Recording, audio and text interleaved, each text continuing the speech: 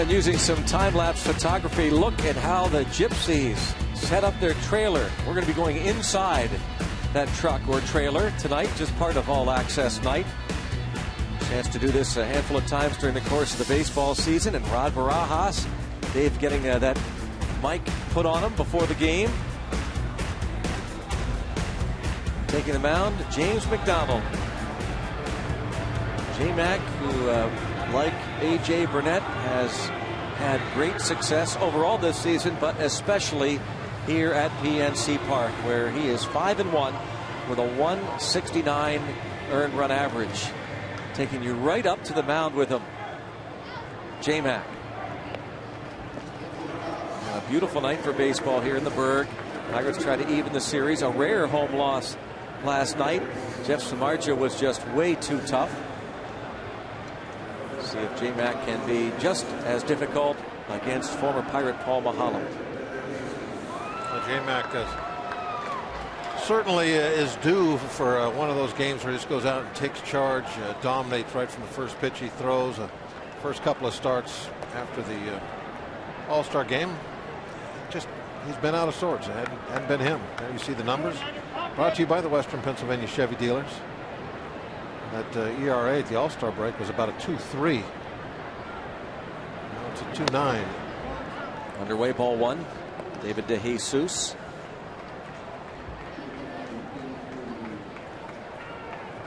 Left-handed hitter, his first year with the Cubs. Came on late yesterday.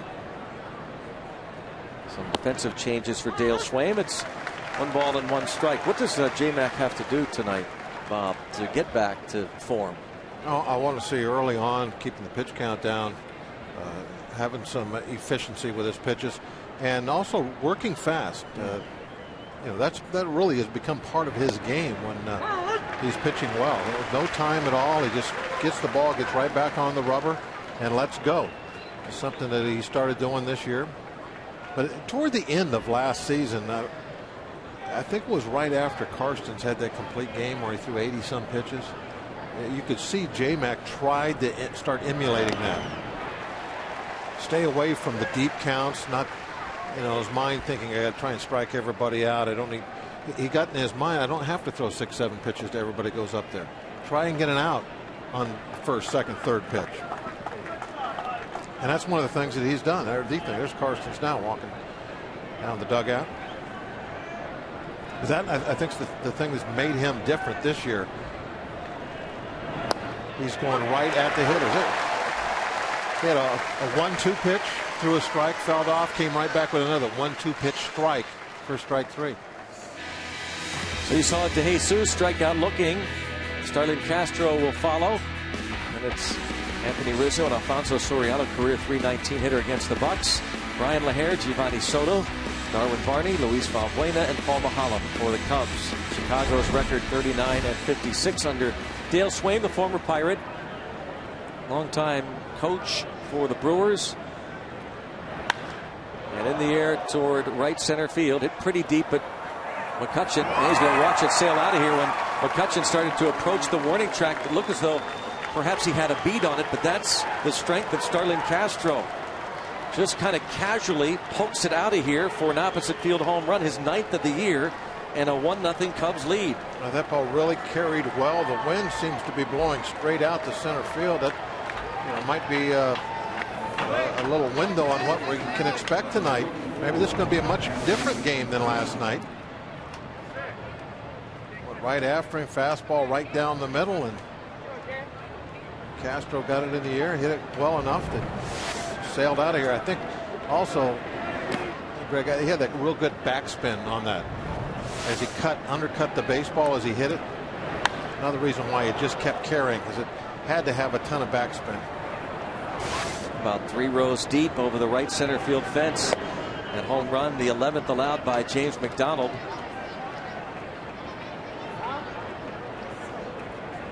Get him past the first inning, you're in good shape. It's been a bit of a trouble spot for him. Up and in on Anthony Rizzo.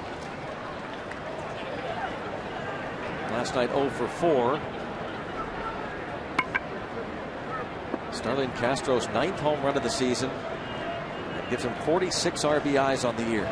Another shot bounced fair inside the bag as you saw James McDonald come up and in again on Rizzo.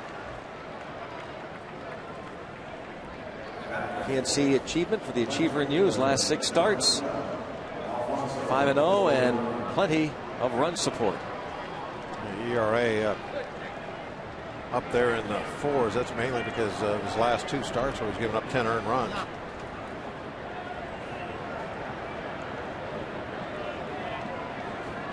So now Soriano, just as folks are getting settled in, and they're still filing in tonight to PNC Park. Another breaking ball and a good one to Soriano. Last night, 2 big RBI doubles, accounting for the only 2 runs in the game. Quickly in the hole 0-2.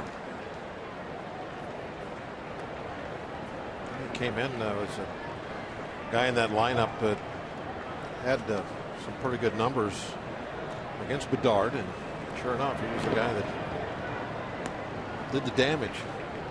Almost identical plays. The doubles hit in the same spot both times. Castro on first base, and both times he scored.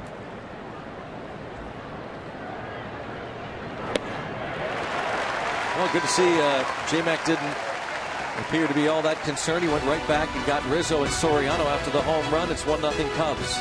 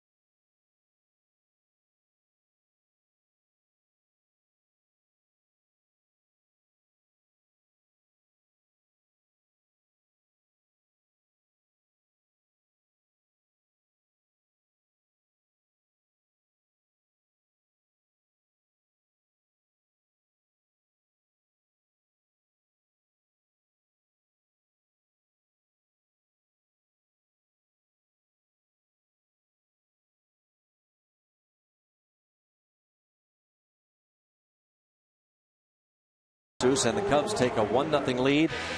Pirates lineup brought to you by Toyota. Drew Sutton returns and leads off. There's Neil Walker and Andrew McCutchen. Garrett Jones against the lefty Mahalam in there. Casey McGee, Pedro Alvarez, Barajas behind the plate. Barmas, 448 career average against Mahalam and James McDonald. Paul Mahalam is back. He returned in May wearing that Cubby blue. So this is his second outing against the club that drafted him.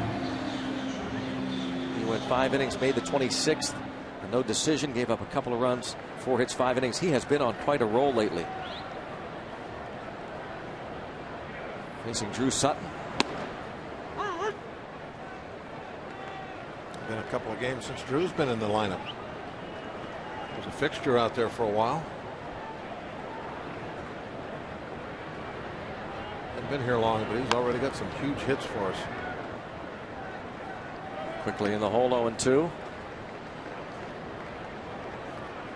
Paul Mahalam, talk about the role he's been on.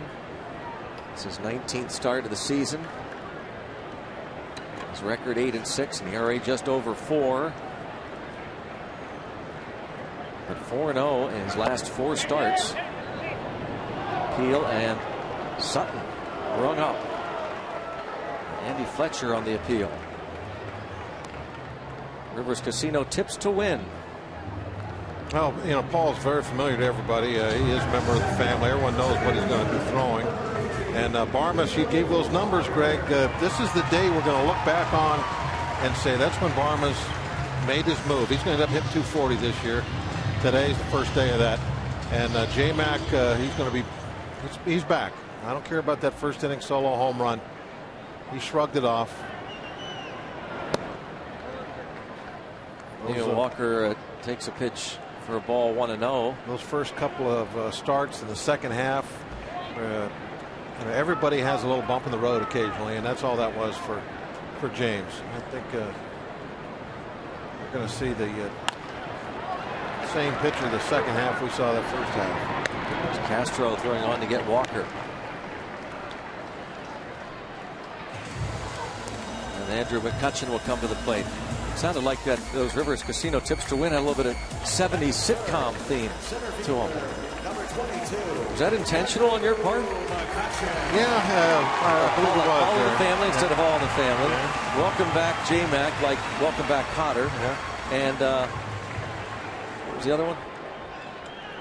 Mr. Jefferson, I think, passed away today.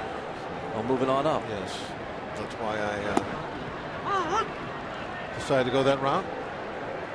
That was a pretty good era of television. Yeah. What was the name of the Sherman Hensley? Yeah, what was the name of the comedy? Moving on. It was the Moving On Up was the theme. That was the thing. The Jeffersons. Yeah. Thank you to the Gypsies. Theme song was Moving On. Yeah. 1 ball, 1 strike. All right, here we are now, and McCutchen still leading the majors in hitting and especially feasting on lefties. See how he does here against Mahalam. Mahalam has given up 11 home runs this season, but his last 4 starts, he's 4-0 with an 0.92 ERA. He's given up 3 runs in 29 innings. Now he's got a left-handed hitter, Jones, on deck. Mahalam is smart enough to know he'll be really, really careful to McCutchen with the left-handed hitter on deck. 3-2. However, lefties are hitting .310 against Mahalam this season. Oh, there's what McCutchen has done against Southpaws. Full count.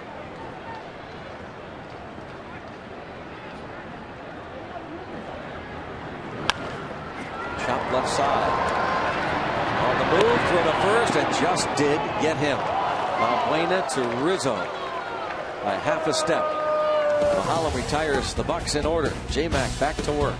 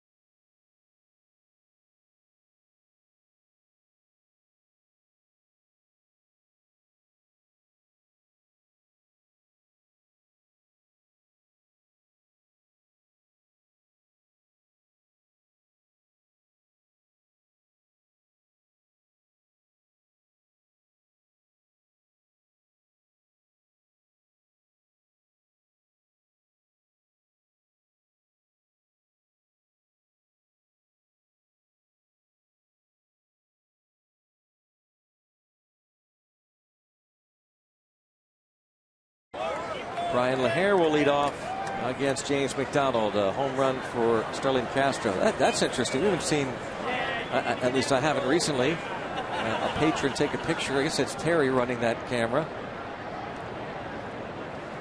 Why not, right? Exactly. Why not? All access night. Brian LaHare hitting .282 with 14 homers, 31 runs batted in.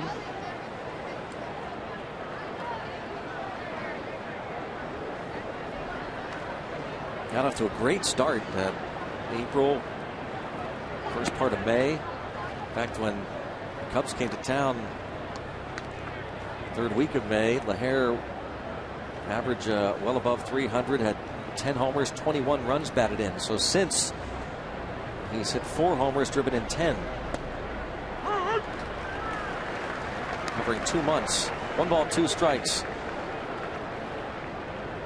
Good breaking ball tonight from James McDonald. That's Wrigley Field, too, you're talking about. Which at least occasionally gives you a real solid home run day. Don't know which way the wind's blowing that afternoon. LaHare last year, the Pacific Coast League MVP, 6'5", 240 pounds, 29 years old. A lot of years in the minors. Starting in right field tonight for the Chicago Cubs. Dale Swaim's team was swept in St. Louis, shut out the last 2 games before coming to Pittsburgh.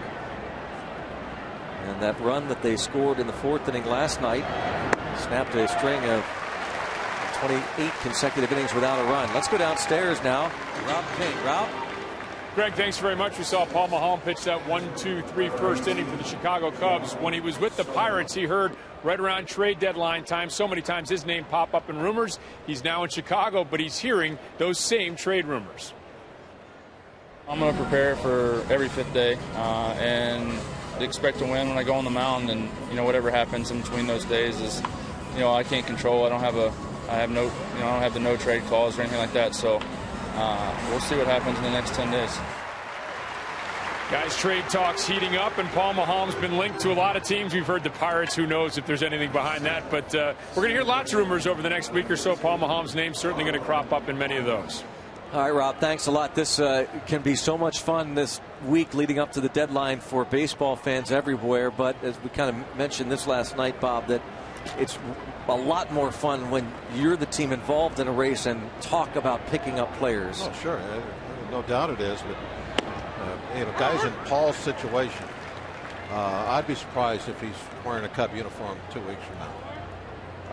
You got a veteran lefty. Yeah, and he's been pitching extremely well. There's teams out there that definitely are trying to upgrade their starting rotation, and he doesn't have a contract with the Cubs next year. So, I mean, he's going to be a free agent, correct? Mm-hmm. He's got a club option, but they're not going to pick that up. Well, the Cubs are going to get nothing. He'll walk. Right.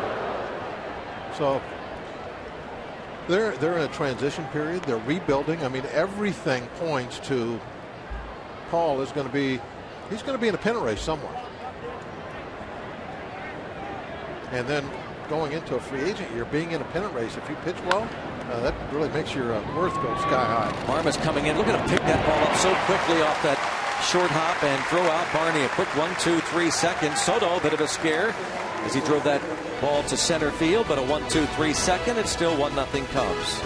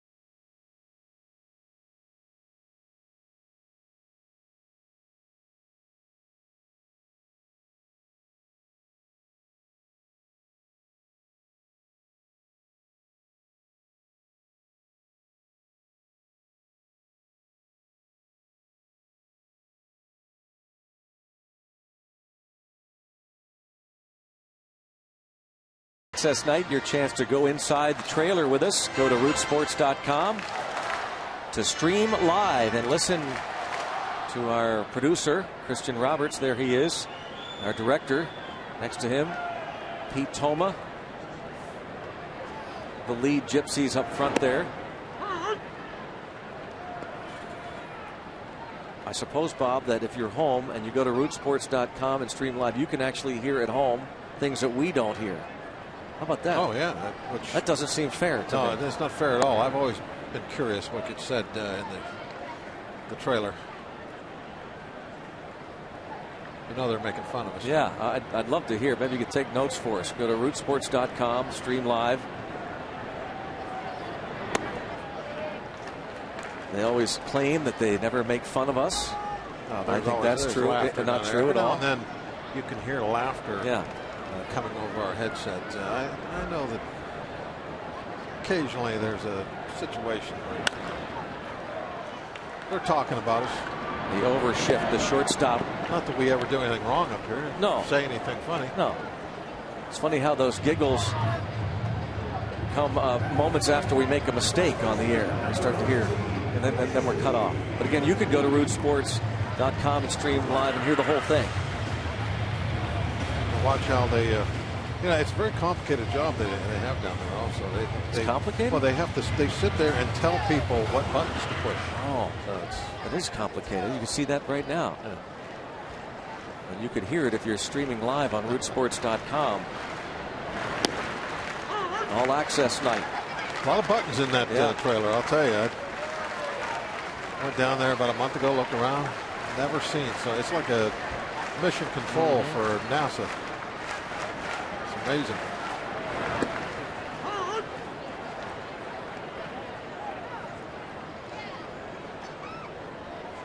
A little bit later on, we'll talk with Clint Hurdle and bench coach Jeff Bannister.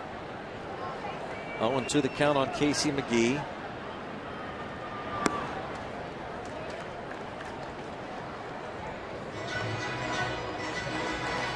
One for 13 on this homestand.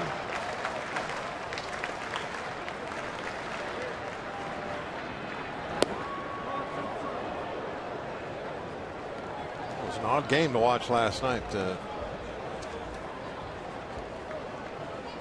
Not being able to get anything going on offense. The team had been so good at just pounding people. Took it for granted that was going to happen every night. Marja, it really was phenomenal. 97-mile-an-hour fastball that 8th inning. Kind of like Verlander. Yeah, just mentioned that last night on the air. He was getting stronger as the game went on. You know, Mahala, when he starts to get the ground balls, indication so far we've seen this from especially the right-hand hitters. Well, certainly in his career with the Pirates, we saw several times where he would get into a groove and just rip off 4, 5, 6 great starts in a row. And he may be in one of those grooves right now, looking at what he's done in his last 4. And seeing him pitch here early on. He's keeping us hitting the spots and keeping the ball down, and as you said, getting some ground balls. What happens a lot of times with Paul, with those right-handers, if he does happen to fall behind a little bit, you get real aggressive and he keeps the ball away from you, and you just turn over on it. You're trying to pull everything. McCutchen, that first inning, saw him get ahead in the count, and then he tried to pull the ball away from him, put it on the ground. And that's when he gets a lot of those ground balls from right-hand hitters. You see that happen. Mahalam, 30 years old, a first-round pick of the Pirates in 2003, the 8th overall choice that year out of Mississippi State. 185 starts with Pittsburgh. Went 53 and 73 with the Bucks. And finished his Pirates career with a 4.36 ERA before signing as a free agent with the Cubs. The one-year deal, the club option for 2013. Do you know how much the club option is for? I do not. I'm sure we could investigate that. Well, if it's not for all that much more than he's making this year, then they might say, hey, the way you're pitching right now, we got a place for you next year, and not make any kind of a deal.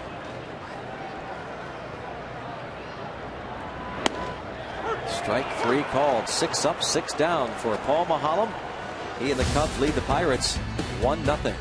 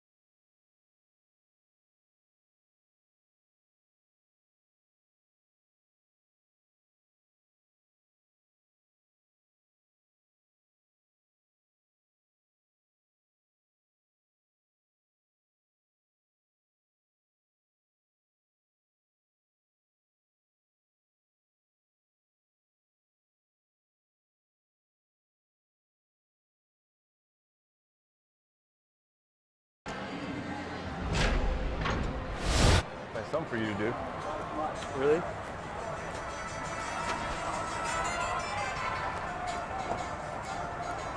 Really? 10 hard, huh? The hole's not big enough. Force it in there. It's not supposed to be big. Squeeze it in there so it stays. Remember, you got something over it though. Like a piece of tape. If you can't do it, then forget Need it. tape. If it's too complicated, forget it. You need tape. I can make it. Yeah, that's fine. Don't worry about it. Just leave it the way it is. Really? You know what? It's not gonna stay though. That's fine. It falls off. It falls off. That's fine. Okay, it falls. It's Jordy Mercer working with the mic there. Barajas. He could be a gypsy. Yeah, thanks to Jordy Mercer. That might be his new nickname. Gypsy Jordy. Yeah. Valbuena fouls it back. 1 ball, 2 strikes. Earned the nickname. Next time he's out there, the Gypsy. Yep. But did he fix it? Seems like it. Strike 3. 4 Ks for James McDonald. This is looking a lot like last night's game, isn't it? Right on the very inside corner.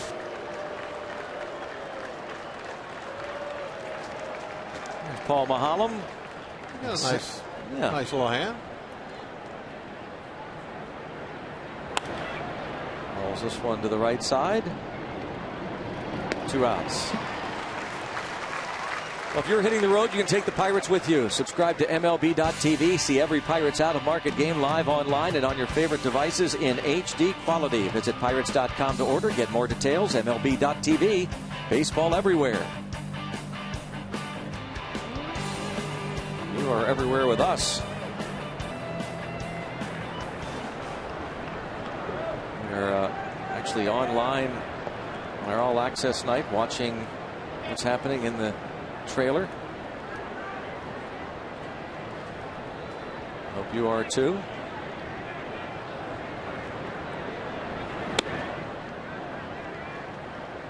Want to know on De Jesus.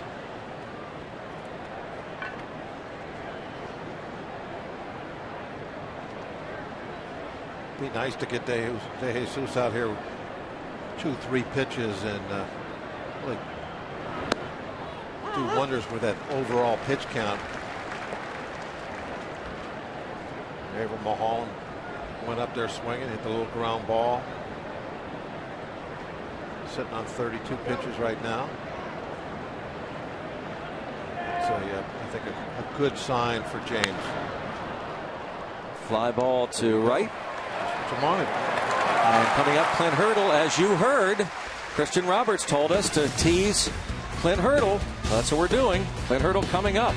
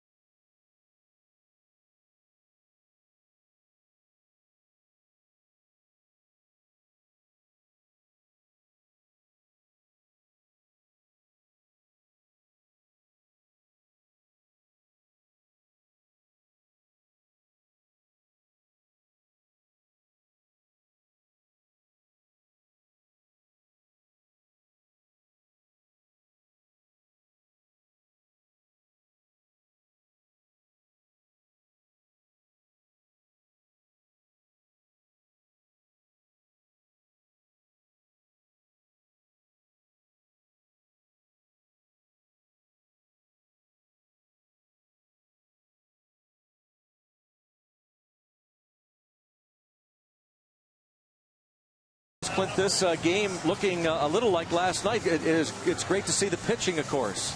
It is. I really like the way James has taken the mound. I mean, one mistake up to a very good young fastball hitter. Better up than down, but the ball's fresh coming out of his hand. Downhill angle, sharp tilt to the breaking ball. So I like what I see from James. A real good sign that when he gave up that home run, seemed to have no effect on him whatsoever. Right back in the strike zone. No, he's been focused. He's worked hard in between. The start from his last game, really the two starts, and I think we get some things better in place. Now we got to go ahead and find some rhythm, some rhyme to Paul out there, stay inside some balls and square him up a little bit better. Hey, Clint, you feel the buzz. You've talked about this a lot, about you going around town, the players, the buzz around here. Another big crowd on a Tuesday night. What's it like in the dugout? Oh, it's awesome. These guys are feeding off the frenzy here. I mean, when your fans represent like this, we feel like we have a home field advantage anyway, but the support we're getting from our fan base is incredible. We're appreciative of it. We got to keep playing good baseball, win games, keep them coming out here. All right, Clint, thanks so much. Thank you. Clint Hurdle talking about the club and the pitching. James McDonald, good to see his start tonight. When Clint was talking about Mulholland and what they need to do, he talked about staying inside the baseball. Basically, what that would mean is don't try to pull him. To stay inside the baseballs, look at the inside half, try to hit that. You're going to drive it through the middle or the other way. And that way you won't be rolling over, hitting all those ground balls to short. Barajas pops out to right field for Paul Mulholland. It's 7 up and 7 down. And now a longtime nemesis, Clint Barmas. And again, our thanks to Clint Hurdle for spending some time with us during the game. We'll talk to Jeff Bannister a little bit later on, his bench coach.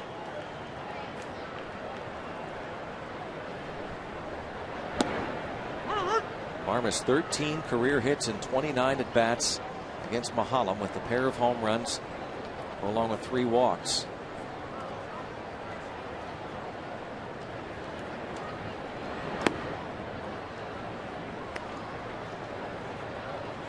One ball, 1 strike count.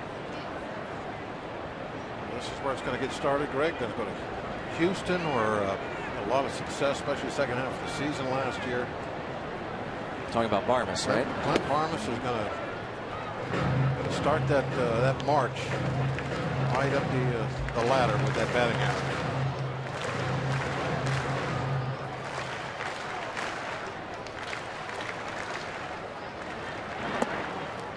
3-1.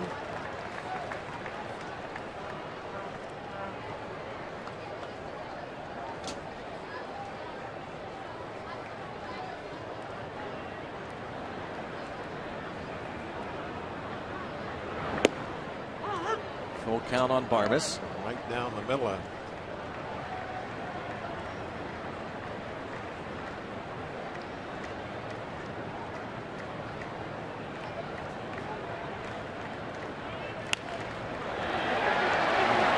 Deep short. Wow. Wow. What a play. Starlene Castro. 3 steps onto the outfield grass. A great looking young player, that's for sure. I think Barmes might have got a slow start coming out of the box. Not that slow. Maybe just a half a step he lost. Look at that. See how he casted that ball way up and away and let it come right back down the Rizzo?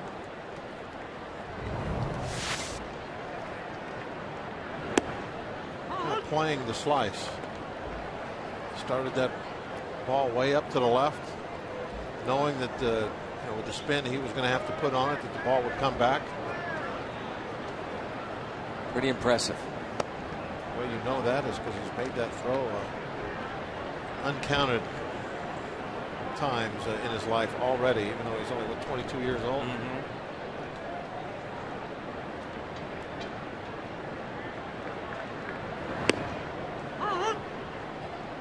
1-2 on McDonald. He has 6 hits to lead the staff.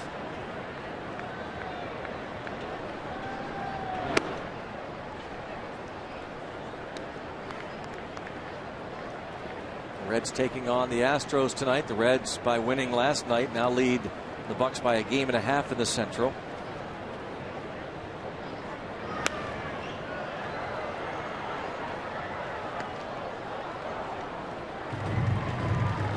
Donald 6 hits and 38 at bats with 3 walks this season. A 2-2 count.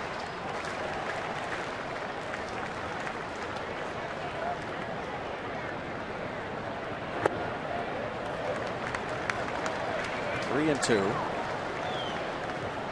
Oh, now we work a little bit here. Can't seem to put James away. How about that? He lost him. 4 walks on the year for McDonald. That's impressive.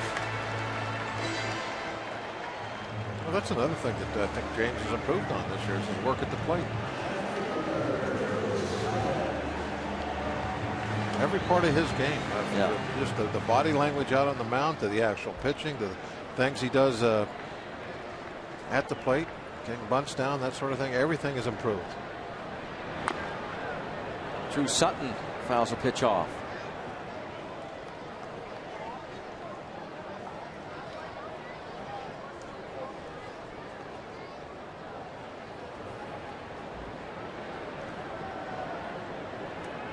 You know what? It seems like Paul has just had it very easy so far. No problems. But I think he's thrown 10 more pitches than J-Mac has. That's kind of, I think, more of a reflection on James tonight, being very efficient, going out, getting the outs quickly, doing what he needs to do. 44 for Paul. I think James is around 34. And Paul's not out of the inning yet. James already done with his 3rd inning.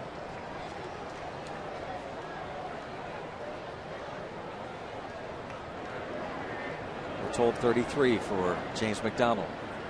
45 now for Mahalam.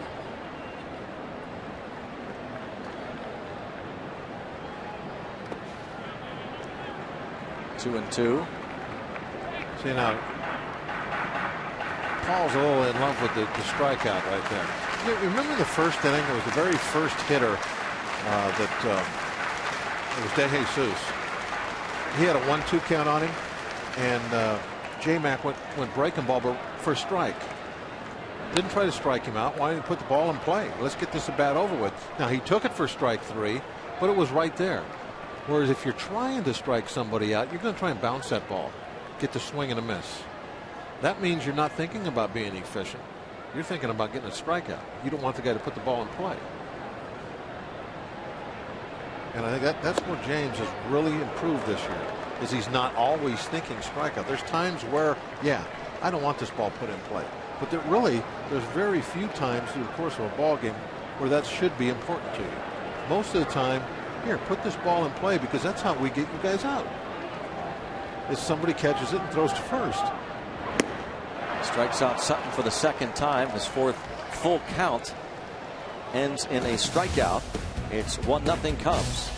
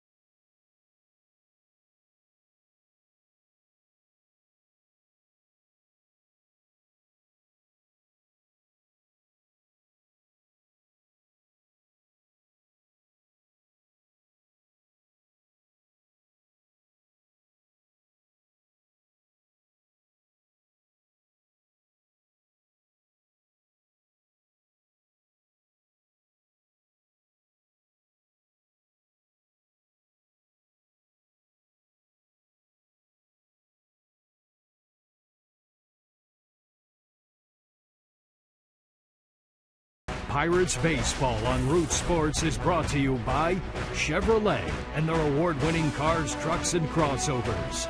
By your Toyota dealer, where quality, dependability, and good MPG all come standard. Toyota, moving forward.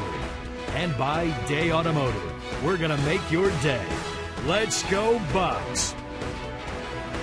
Well, if you have been watching us on rootsports.com All Access, you heard Crispin Roberts during that commercial break tell us that underneath that music, that video was the video department that makes things all nice and pretty, and they sure do. And they work quickly. Of course, we have to deal with things like this. Gypsies, what were those big knobs for? They looked like they were on top of the... Those big knobs, Greg? Yeah. They paint the cameras, make them brighter and darker. It has something to do with an iris. All the work they have to do behind the scenes. Here is Starlin Castro, hit the home run in the first.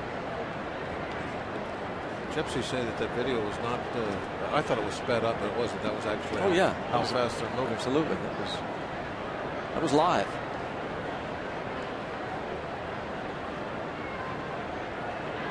You know, another neat thing about this All Access stuff, even though we can't, occasionally I do check in with it. I've got my earpiece. Yeah, so I can hear what they're saying. But to watch the reaction, because we don't hear much from them during the game. If we crack a really funny joke that we think is hilarious, now we can see.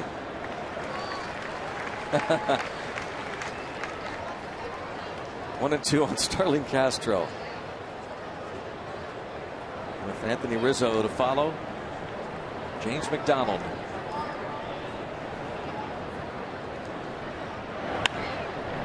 And to the shortstop, Barmes. Another example, Greg. 1-2 count, breaking ball for a strike. Getting to put it in play, get the at bat over with. I shouldn't put you on the spot right now. Maybe I'll ask you to think about it for his next start. Maybe you have. not that it's a great shock to see McDonald mature as he has, but it really has happened, I think, kind of quickly. Yeah, from last year to this year. One of them being the efficiency you talked about. He wasn't getting past the 6th inning last year, throwing 100 pitches plus. This year, he's into the 7th. He's thrown less than 100. I mean, almost every single start because of what you're talking about. So, the question is, can you recall someone like this in your time, either that you pitched with or you watched over the years, who to watch the transformation, knowing he had talent, going from one year to the next, the growth. 0-2 on Anthony Rizzo, and bounces this foul. Rizzo grounded to first in the first. Yeah, I think everybody that has success has somebody like that gets through to them finally that, hey, you got to throw the ball over the plate. And my guy was Johnny Saint. And you saw a picture there of AJ, and he's had a big influence on James McDonald. But I saw James starting to change last year after that Karstens game. I was down in Houston, I believe. And I think that James pitched a good game, and actually during an interview said something about watching Karstens and seeing the way he carved up the other team and threw so few pitches. And he said something about that's the kind of pitcher I want to be. And started to make that transition a little bit toward the end of last year. I think that's where this all started. That was the seed of what we've seen just blossom this year. And I think Rod Brajas has also done a lot to bring him along. In that last start at Coors Field, when things really went bad for him early in that ball game, and you could see the frustration coming out, frustration that we used to see a lot last year, the year before, but not this year. Rod didn't let him get away with that. Went out there and a couple of times, once on the mound and then in the dugout. Hey, you got to stay focused. You got to keep us in this ball game. This is Coors Field. This stuff happens. We're going to score some runs also. And that's the kind of influence that Brajas not only really has had with McDonald, but everybody that's thrown at his glove. Yeah, J-Mac gets the strikeout. He has retired the side in order, 3 straight innings. We'll talk to bench coach Jeff Bannister next on an all-access night on Root Sports.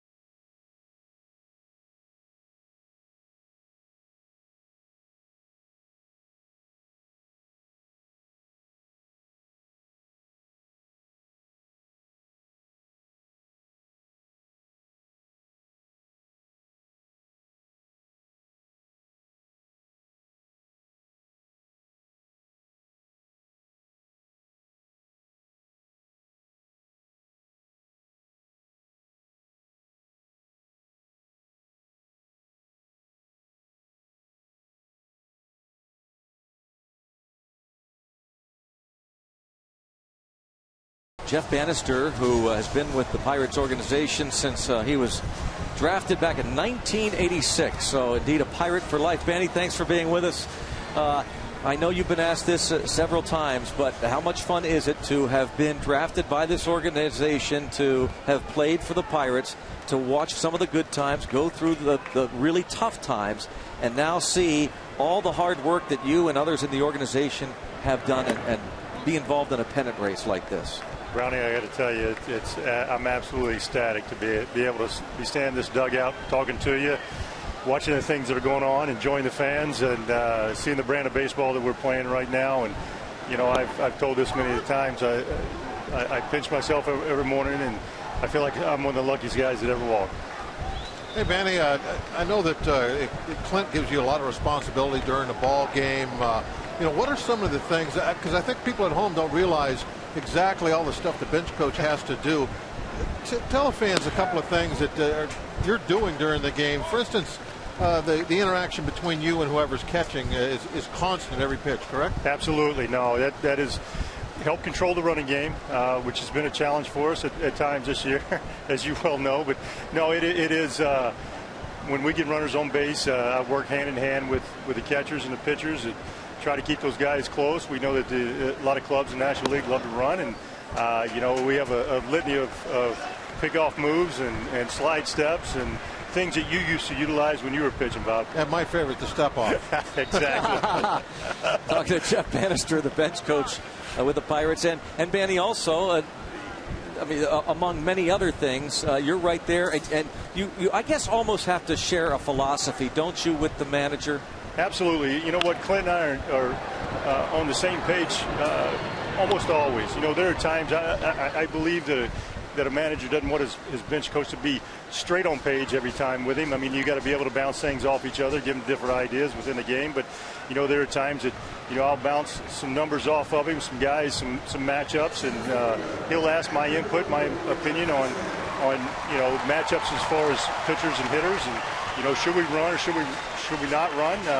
You know, we've worked very well in the last 2 years together, and you know, he's given me, like you said, a lot of responsibility, but and leaned on me at times, and as well as teaching me along the way. Last night we had a shot of you guys. It was in before the last inning, like the 8th, I guess it was. You were back looking at the scorecard that's taped up to the wall, both the appointing and stuff, talking back and forth. I'm assuming that you were discussing who might come into the ball game and what pinch hitters you might use and that sort of thing. Absolutely. You know, you got Marmol coming in the game possibly. You know, so we talked about who we wanted to send up to the plate, what the matchups were, what we'd like to do if the first hitter got on base. You know, and then trying to map out the inning the best we can, the best that we can try to forecast this game, you know, that we play. But yeah, we talk hand in hand with each other and give each other good ideas, and ultimately it's his decision, and I give him my best opinion I can on every given situation he asks about. Hey, Banny, this guy up now, you've been tied with him for many, many years. You were the field coordinator of this organization. Tell us what you're watching here. Wow, what an incredible young man. I tell you, to watch him from day one that we brought him in to have a workout there at Pirate City, and see this young guy, and one of the third balls he ever hit in Pirate City was halfway up the Green Monster there on field one. A young man that can fly. You know, just to see his maturation process and to see the things that he's doing this year is absolutely incredible. I don't know that anybody could forecast the type of things that he's been doing this year, but I tell you what, it's been fun to watch. It's been fun to watch the maturation process from him from day one till now. Are you as amazed as we are sometimes to watch his hits? I mean, nothing's cheap. Oh, nothing's cheap. You know what? This is a guy that, you know, he's worked very, very hard on his game. You know, everybody, it's well documented the numbers that he had last year, and one thing that Clint kept saying, and we all believed that, you know, he would never do that again. And you're seeing the things that he's gone through last year as far as his off-season work. They're coming to play for him this year. Hey, Benny, another guy that you saw a ton of coming through the minor leagues and at the big league level is out there on the mound, really doing a great job tonight, Paul Mahal. It's almost like you're going to have mixed emotions, don't you? Absolutely. You know, I count them up. We have 4 former #1 picks on the field tonight for the Pittsburgh Pirates, including Paul Mahal. You know, it's sometimes a little bittersweet, but you know, it's all in the competition, and love to get away sending him packing tonight with a loss. All right, we'll work on that. Benny, thanks so much. Thank you, guys. Jeff Bannister borrowing the line from Steve Blass's book, A Pirate for Life. Benny is that. Paul Mahalem was before he signed as a free agent. And as Benny just said, we'd like to send him packing tonight. The shift on again for Garrett Jones. Now you never know. All the speculation, the rumors. Maybe Paul just had some shore leave. He'll be back. That's right. You never know. We did hear though that his option is just for I think $6 million for next year. I say just $6 million. Yeah, $6.5 million, $500,000 buyout. For a guy that's pitching like he is right now, $6 million is a bargain. Yeah. So, I'll take back what I said before that I was almost positive he would go somewhere and play in a pennant race. I could see them re-sign him easily for $6 million. There's a fly ball to right field. It is deep, and it is gone. Garrett Jones off the lefty Mahalem has tied it at 1. Maybe 5 million. Now Garrett Jones, I know a little bit of a surprise, at least for me, when I saw the lineup. Okay, he's in there against a lefty. That hadn't happened a whole lot this year. Look what happens. Takes the lefty deep. Hurdle was asked about it before the game, that he had Jones in there, who had 5 hits in his last 10 at-bats against lefties coming into this one after starting out 0 for 12. And he said, well, the way Jones has been hanging in there, his approach at the plate has been good and consistent. And Hurdle also said, I like the fact that it makes, in this case, Mahalem have to pitch a little bit differently, to have a couple left-handed sticks in there like Jones and Alvarez.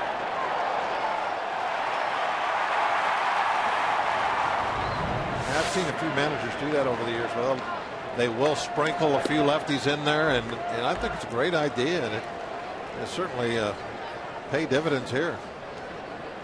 He had 2 home runs off left-handed pitchers last year. It's his first homer off a lefty this season, and it ties it at 1. I always thought Tom Glavine was my guy that I would always think, why don't they put some lefties in there against him? Because he was so good at keeping the ball away from the right-handers, the off-speed pitch, keeping them honest inside. They had that great change-up. Throw some lefties in there and make him do something different. Ball line to center field and carries out to DeJesus. G.I. Jones cracks his 14th, tied at 1 after 4.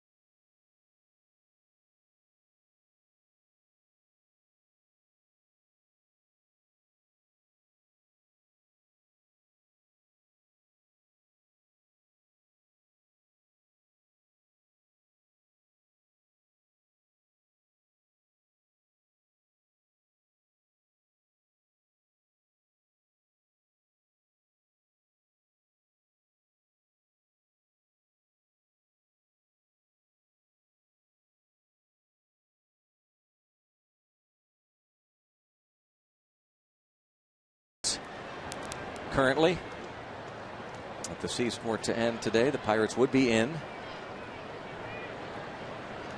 Long way to go, and sights set on the division. And Garrett Jones has his sights set on playing every day.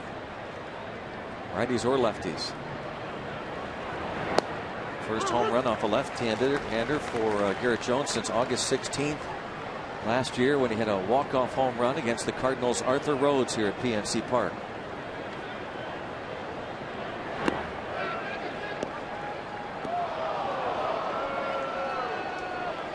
Joe West was behind the plate last night. Says no, LaHare didn't offer.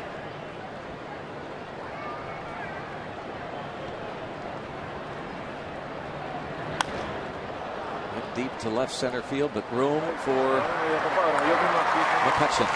And Rob Barajas is mic'd up tonight. Here's more. Jump on him now. Come on, guys. I can't carry us every game. Let's go.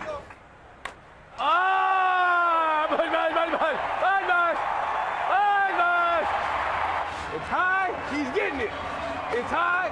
He's getting it.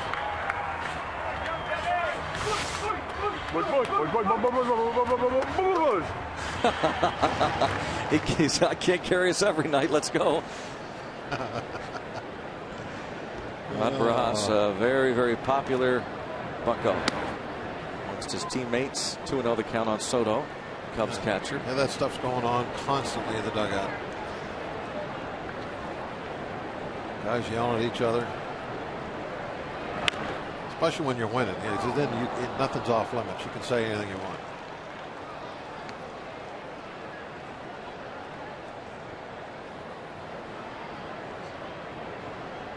Two 2-1 count.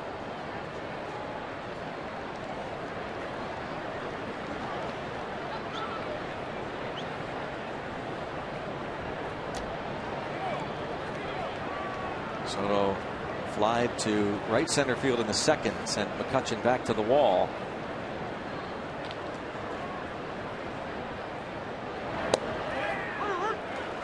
Fastball catches the corner, 2-2.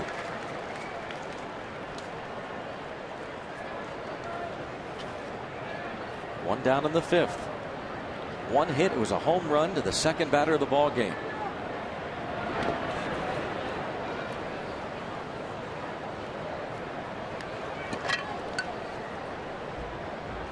Soto, the Rookie of the Year in the National League in 2008. He's played in 49 games this season. On the disabled list, batting .188. And a walk. It's our trivia question tonight. Brought to you by AT&T Mobility. Let's check it out. What pitcher is the all-time PNC Park leader in winning percentage? Minimum of 30 decisions. 30 decisions.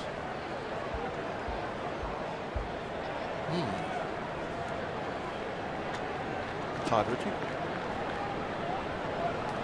Oh, I got it. That will allow the runner to move up. Wild pitch to Barney. Josh Fogg.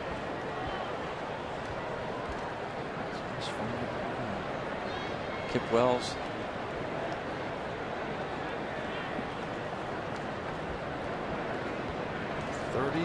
Thirty decisions. Winning percentage. Mahalam's pitched a ton here in this ballpark. Yeah, I mean that would be the obvious answer because he's out there tonight. Yeah. But it seems too obvious. Yeah, the Gypsies are usually trickier than that. Maybe there's no answer. Maybe it's nobody. You know, that's probably it. Yeah, probably nobody. Very good. Yeah.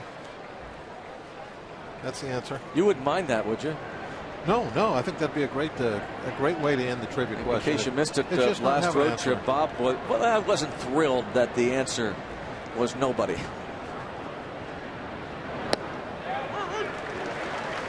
One and two on Darwin Barney. Nice play by Pirates shortstop Clint Barmas on Barney in the second. He's played some outstanding defense the past really couple of months, especially Barmas. One error in his last 21 games, just 3 in his last 62.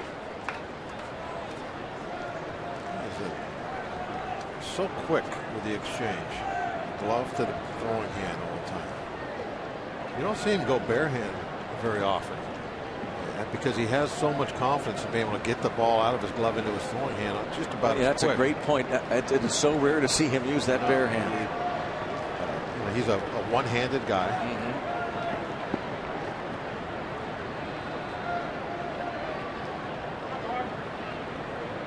I think sometimes fielders can almost fall in love with that bare hand play. Yeah, I think they usually, it's probably overused. Line right at third. Alvarez, quick look, but Soto back. Yeah, pretty good base running by Soto.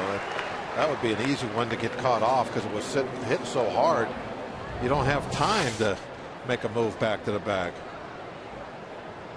And Alvarez immediately checked that way. Soto was back.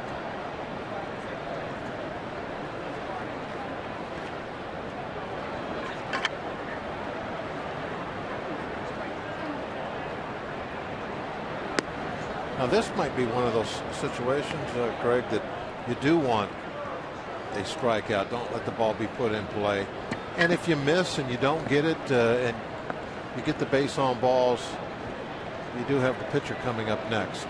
And normally I'm not really big on that, trying to save that one run. Still fairly early, but the way both these guys are pitching right now, one run here in the 5th inning might be the difference. So be very careful. Pitcher on deck, 2 outs. Go ahead, run in scoring position. Or you could intentionally walk him. Be very careful and just put him on. Clint made the decision for J-Mac.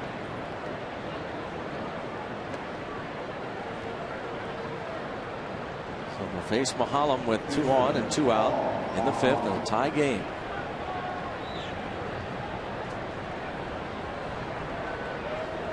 Mahalam bounced to Walker in the 3rd.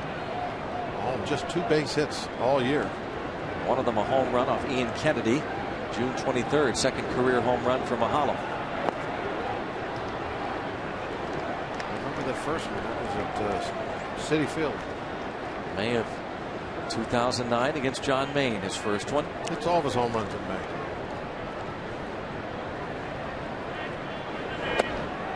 Then he tails off. 2-0 count. Far enough, James.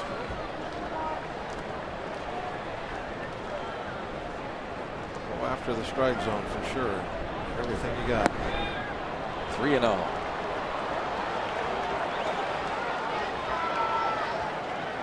Donald walked in the 3rd. Now he's in danger of walking Mahalam here in the 5th. Yeah, this is a much more dangerous walk here, though. 4 pitches. That is playing with fire. You had your escape hatch, the way to get out of the inning. Now you're having to face the leadoff hitter when a single will cost you 2 runs. Here comes Ray Searage. Barajas went out. Laher flied out to start the inning, and then Soto walked on the 3-2 pitch. Barney lined out to 3rd. Intentional pass to Valbuena.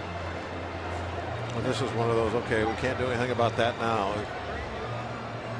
Put it behind you, turn the page, refocus, and we need 1 out. Go get him. He's gotten to Jesus to strike out looking and fly to right.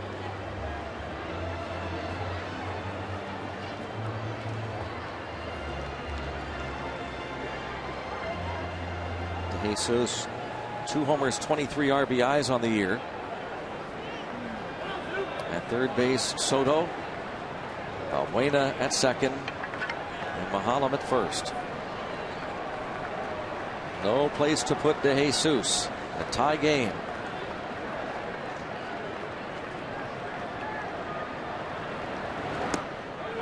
Strike 1.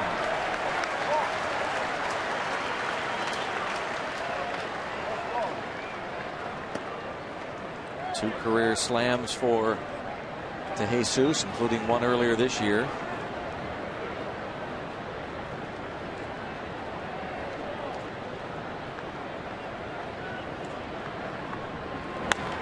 Line to right field, hooking. It is a fair ball. Soto. Valbuena score. 3-1 Cubs. Double forward to Jesus.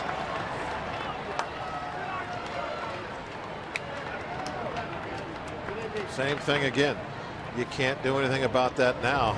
Now you better buckle down and get the next guy. Breaking ball right down the middle. But you put yourself into a position where maybe you needed to make better pitches now. You know, it wasn't that dangerous of a situation when you get, you know, the intentional walk, bring the pitcher up there, turned it into one, and then you pull one right down the middle. Shot went right at second. They had him played perfectly, so that retires Castro. Walks. Hurt badly. Down 2.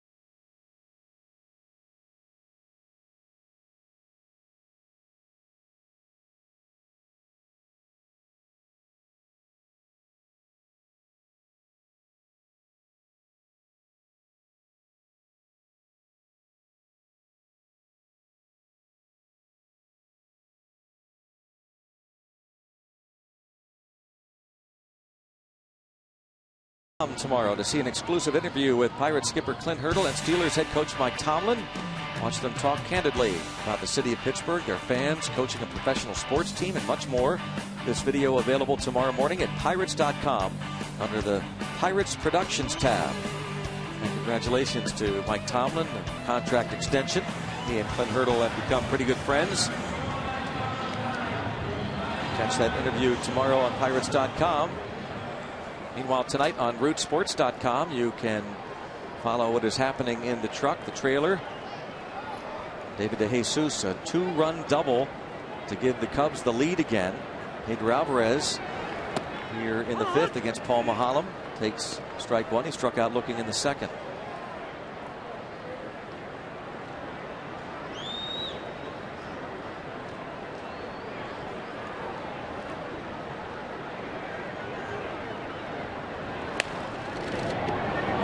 First baseman. Pretty easy play there for Rizzo. Our trivia question, talking about winning percentage here at PNC Park. All-time leader, minimum 30 decisions. Paul Maholm, 35 and 31. Well, I guess it was the obvious answer. I thought they were trickier than that. I think they're gun shy after the no answer question. They've swung too far the other direction now. He wouldn't let it go, so they're very sensitive to it. Jason there in the back. He took it well. There's a ban the DH sign from someone back there. Awesome. Can only be Adam Elmore. Oh, gotta love that. Got to keep it going, no matter where you are.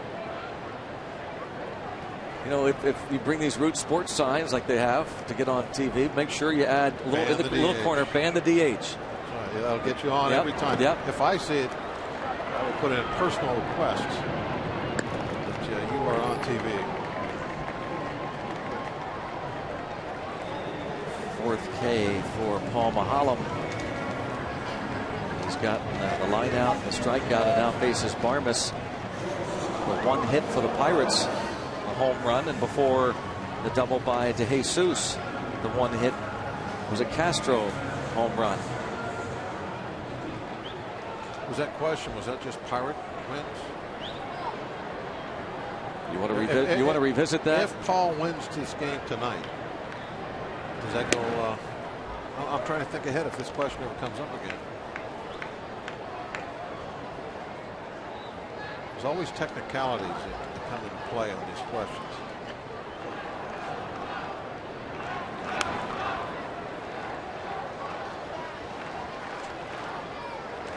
We had another one in Colorado. We had the no answer, and then we had one where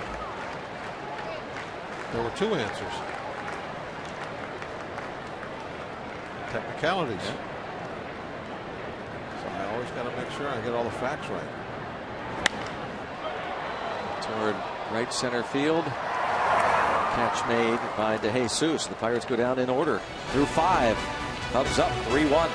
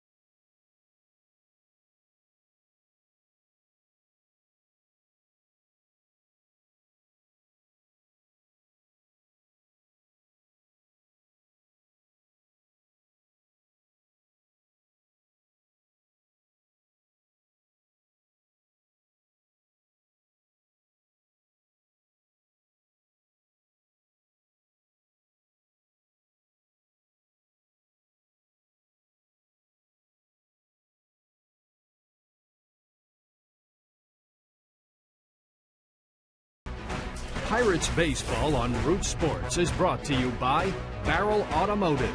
We're driven to be better. By PNC Bank for the achiever in you. And by Chevy Cruze, which offers EPA estimated 42 mpg highway. Let's go Bucks! Just pushing buttons. There's a ground ball single to center field for Anthony Rizzo to start the 6th. 3-1 Cubs lead it. Alfonso Soriano will be coming to the plate. Technical director switcher Chuck Whitlock. Can you imagine having to know what every one of those buttons does when you press it? Well, earlier you talked about a difficult job the head gypsies have, like our producer that you're listening to, Christian Roberts, our director Pete Toma next to him, and there is the guy that really does a ton of work, Chuck Whitlock. He's nodding in agreement. He has all the buttons in front. Runner goes, he can walk to second. He's the one that does it. Right there, we just changed cameras, just changed it again. That's Chuck. He's having to follow direction, but he's the one getting it done.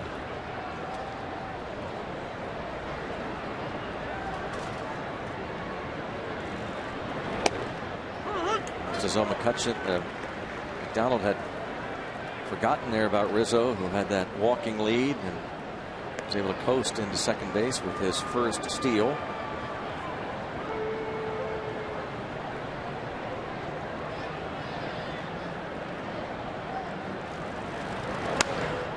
drive to deep left. And Soriano, a 2-run homer to give the Cubs a 5-1 lead in the 6th. Number 19 for Soriano. Well, James got off to a pretty good start in this ball game, despite that solo home run in the first, as far as getting easy outs, keeping the pitch count under control. Certainly looked like he was back to where he was in the first half of the season, but now in these last couple innings, breaking ball just kind of hanging in the sweet spot there for Soriano.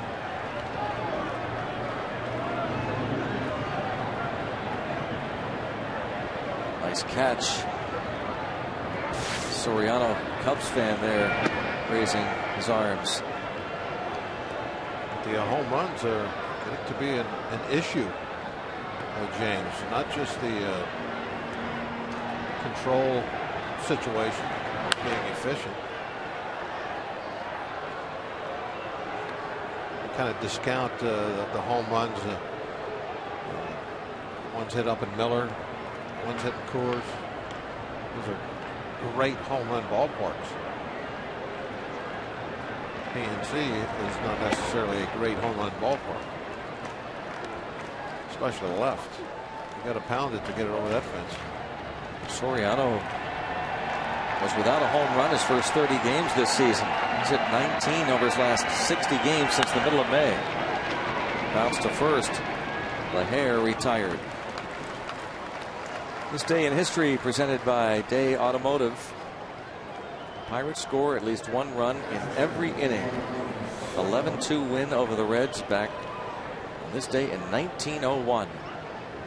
Day Automotive. The Pirates offense will need to start scoring some runs now, down 4 here in the 6th.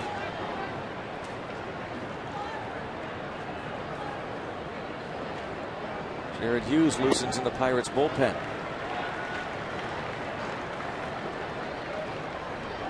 McDonald due up first in the bottom of the inning.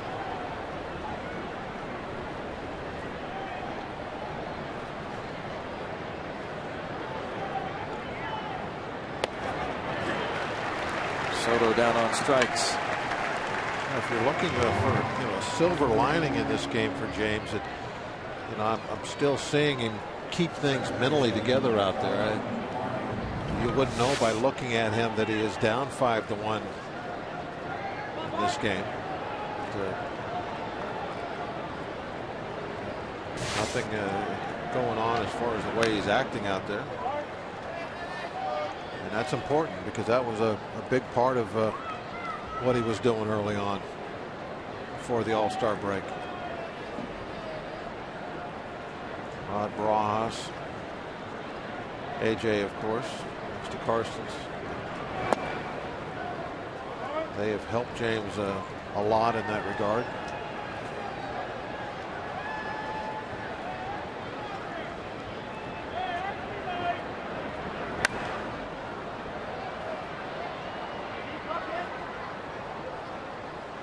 One ball, 2 strike count on Darwin Barney.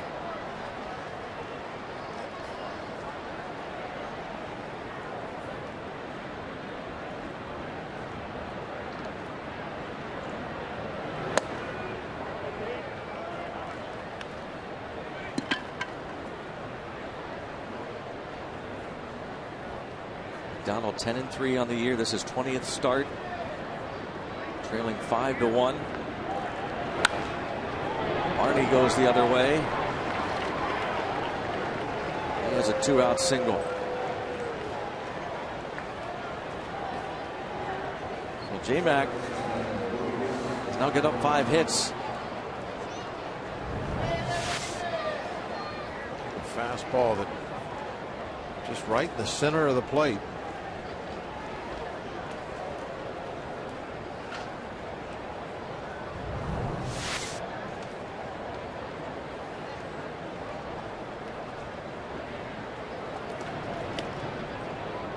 Definitely an issue that hopefully will be nipped in the bud.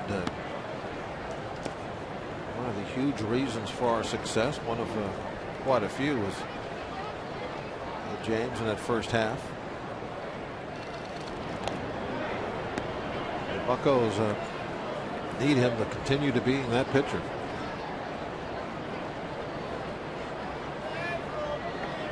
This is an all hands on deck situation going down the stretch here these last 2 months. A lot to play for. Everybody's going to have to pitch in. And pitch in for strikes. To second. Valbuena retired. Alfonso Soriano with his 19th home run of the year. 2-run shot to left. 5-1 Cubs.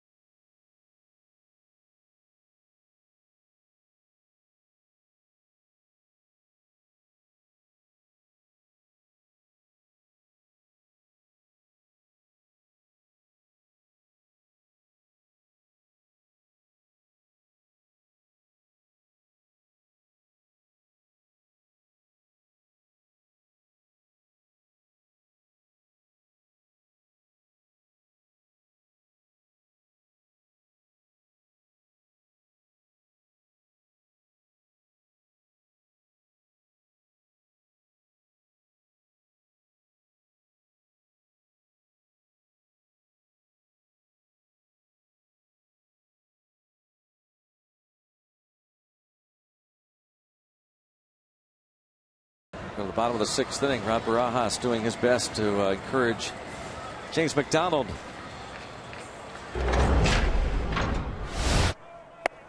Oh, whoa, I've never seen that before. You can't worry about that now, right? It's behind us. We're gonna move on to this guy right here. Right? Forget about that. Let's get this guy right here. Come on.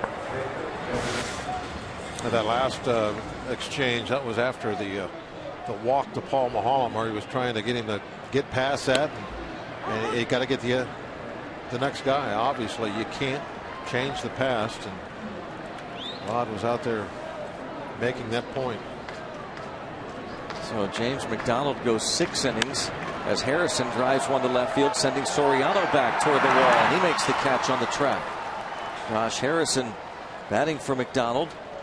A nice play by Soriano. Got a good break on it, tracked it well, and made an easy play of it. There's been times, especially here in this ballpark, we've seen him not be so good with the glove. It's one of the issues this year that Dale Swaim has pointed out. Soriano has done just fine defensively. He's one of just 2 major league left fielders to have handled at least 100 chances without an error this season. Just fine defensively, and the offensive numbers he's putting up makes him a pretty good left fielder. Pop up to shallow right. Barney out and makes a fine basket catch to retire Sutton.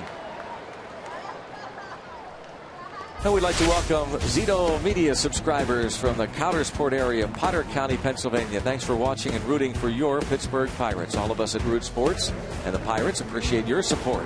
Let's go Bucks. Potter County, PA. How beautiful up around there. On the border with New York. That's a splitter right there. Yeah. I saw that grip. See it drop off the table? Yeah, it went straight down. Yep. Took the backspin off it and it just fell.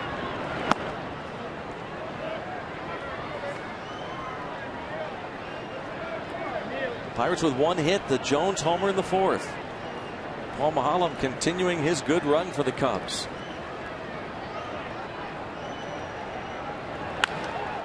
Another ground ball. And another easy inning for Maholm. He's retired the Pirates in order in 4 of the first 6 frames. Jared Hughes will come on.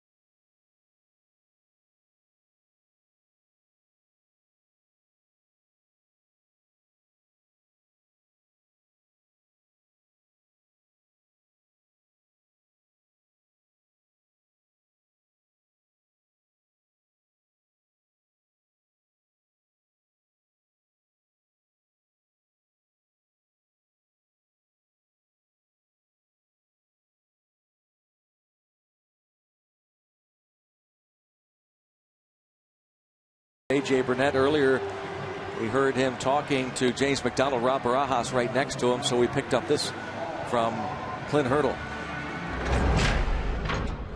Your stuff was so much fresher tonight than the last 2 times out. You're heading in the right direction. That's exactly what I told him. That's it. That's it. Exactly what I told him. The stuff was fresh. The stuff was way better than what we saw in the past. All right? Put a foot down. We're heading in the right direction. Clint Hurdle, those words of encouragement for James McDonald. Rod Barajas right there. The confidence is everything in this game, and you can't get down on yourself. And if there's any of that going on with James, they got to do everything they can to stop that now.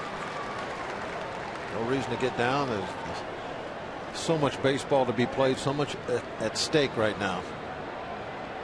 And you know exactly what they were talking about there. We saw it for the first 4 innings of this game.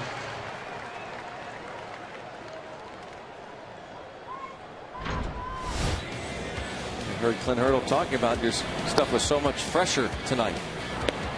Yeah, he had a lot of character on that breaking ball, and he was throwing it for strikes when he wanted to, and just getting it down out of the strike zone also when he wanted to. But something happened after the first 4 innings. We saw it in the 5th. The control left him for a moment. And in the big leagues, it doesn't take long. Sometimes you can get a little lucky and maybe get through an inning or 2 where something's going wrong. But James didn't have the luck with him tonight. Things went the other way. He'll be out there in 5 more days. Big road trip. He'll have the last game in Houston. Jared Hughes, always so intense.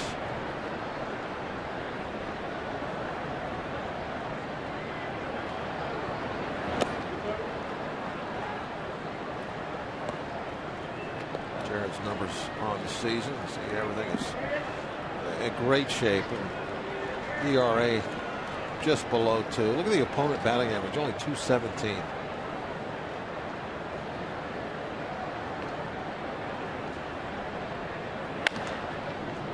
Oh, nice play again by Casey McGee, but Hughes comes up empty.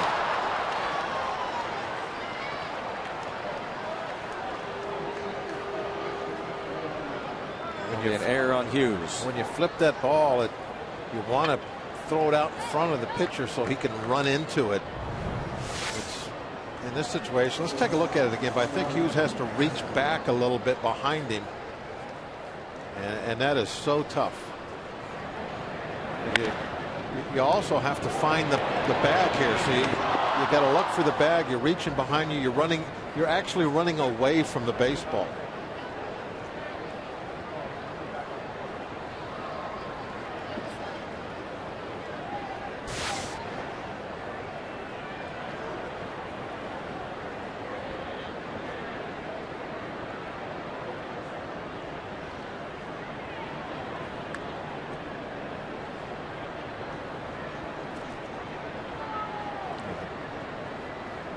Thing about Hughes, when he does get somebody at first base, if he can keep him there, he's liable to throw another ground ball, maybe get a double play.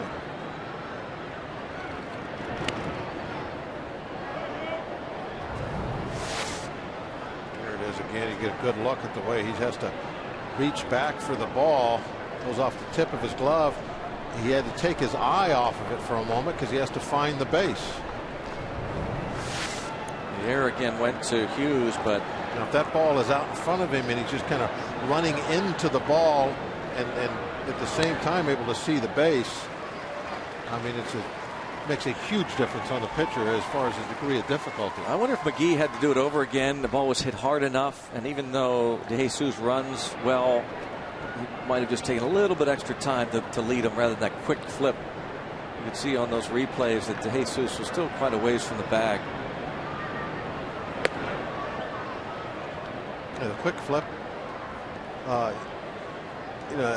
it can't be quite as accurate.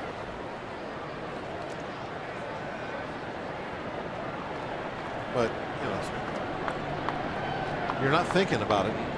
It's not like, well, see, what am I going to do here? Do I have time to? It's just a reaction on Casey's part.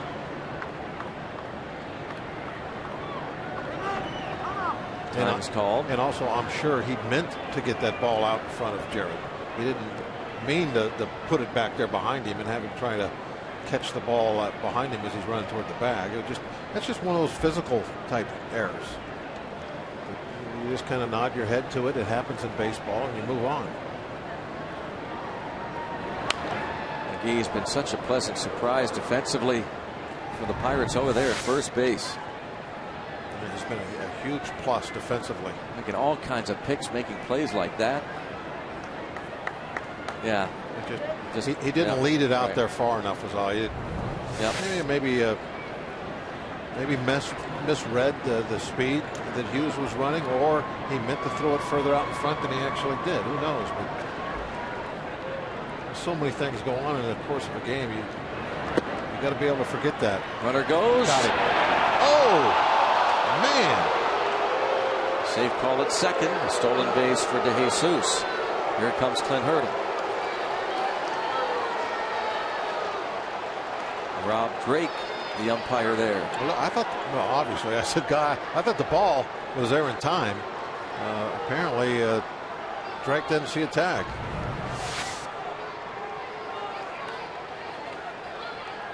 Boy, a tough ball to throw.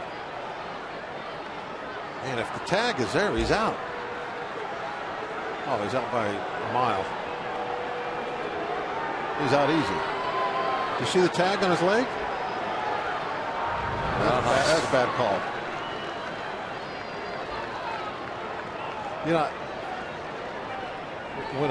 When it looks like a guy is out, and you call him out, but in the replay shows that actually the tag was missed and he's safe.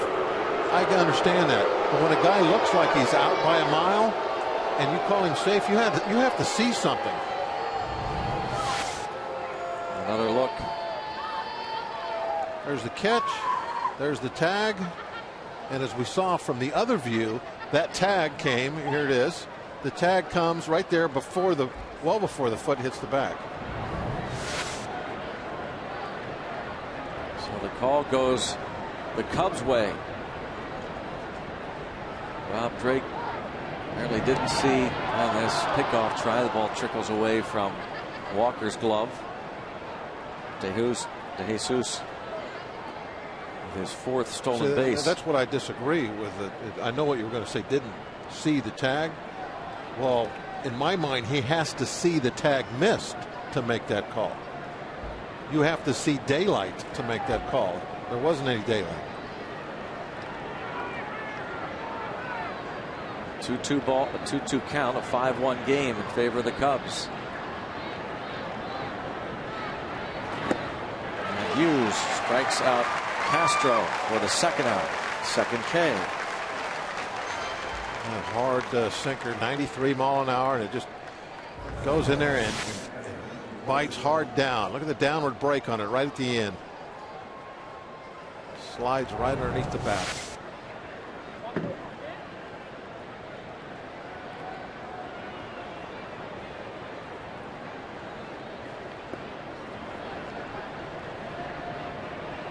Cubs up by 4. Anthony Rizzo was 1 for 3 against James McDonald. Bounces this to Walker. So the error didn't hurt Hughes. We'll keep it right here for another rendition of Take Me Out to the Ball Game. Another good crowd. Last night, the biggest crowd in PNC Park history for a Monday night game. And a good one here on a Tuesday night. The Pirates need to rally down 5-1. Follow the bouncing Eaton Park Smiley Cookie and join everyone watching at home on Root Sports as we sing Take Me Out to the Ball Game.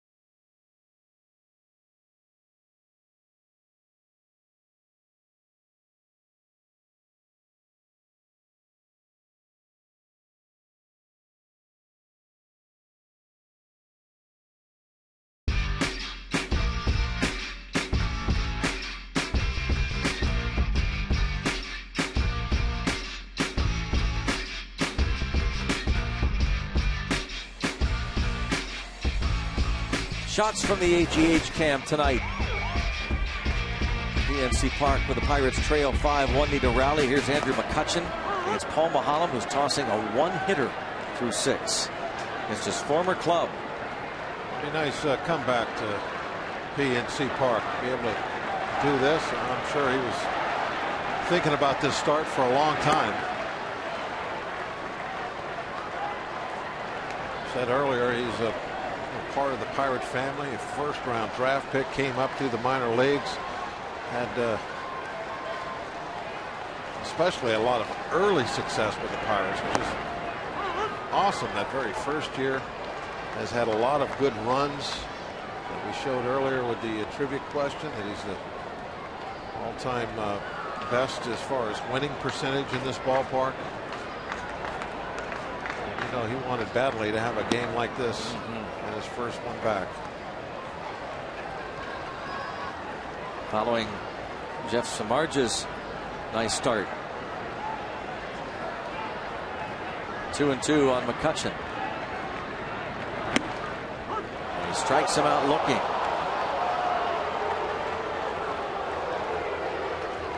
Now this is a It was something that Paul really started getting good at last year.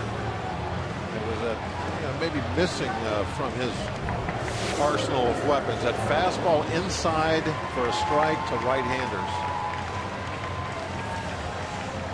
I remember last year at spring training, he talked to Clint about what his scouting report was. And Clint told him, he said, hey, against you, the scouting report is set up shop as close to the plate you can. He'll stay away. He'll never come in.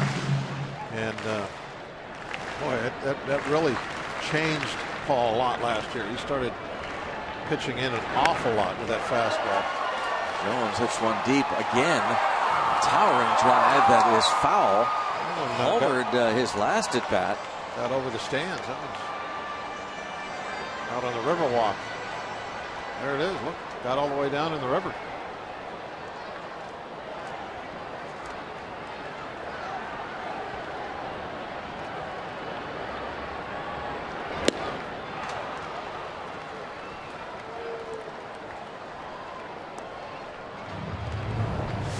Take a look at that long ball. It just a couple feet foul at most.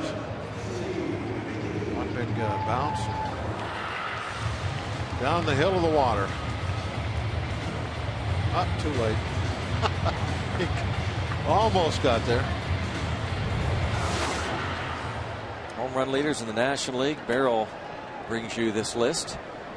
Rockies, Brewers, Bucks, Reds, Cardinals. You see that spider going down the side there? I saw you running when you saw it. I know it's on. Just on TV. It can't hurt me. Oh, okay. He's in the process of building a web. He's going to eat tonight. And a base hit, a seeing eye single. And this big crowd on a Tuesday night has not had much to cheer about aside from the Jones homer. A 2-out single for McGee. It brings up Pedro Alvarez.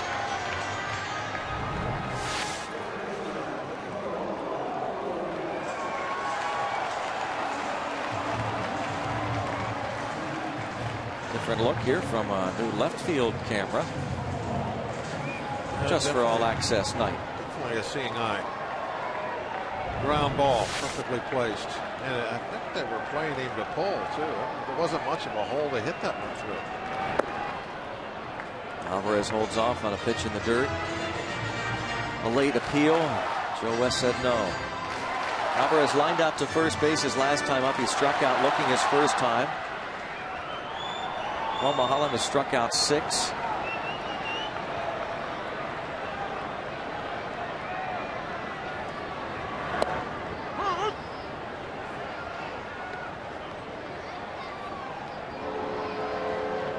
One.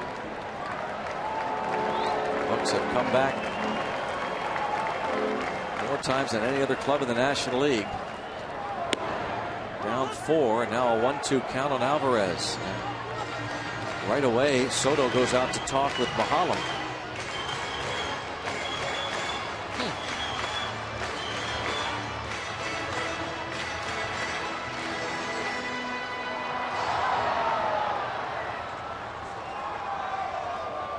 Chris Basio, the pitching coach.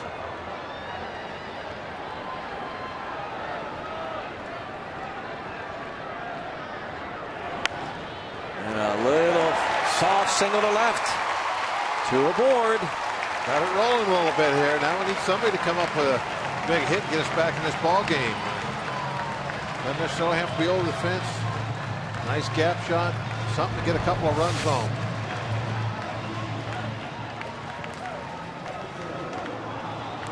Couple of base hits, not hit very hard, get the seeing eye ground ball, and ball looked like it came right off the handle. How about the label of the bat?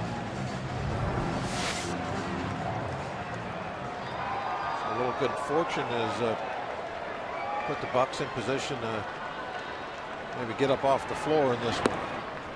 Need a big fly maybe from Rod Barajas, who's come up with some big long balls here so far his first season. Can't carry us every night. That's what he said. Just as Jones was hitting one out of here. And a fly ball to left.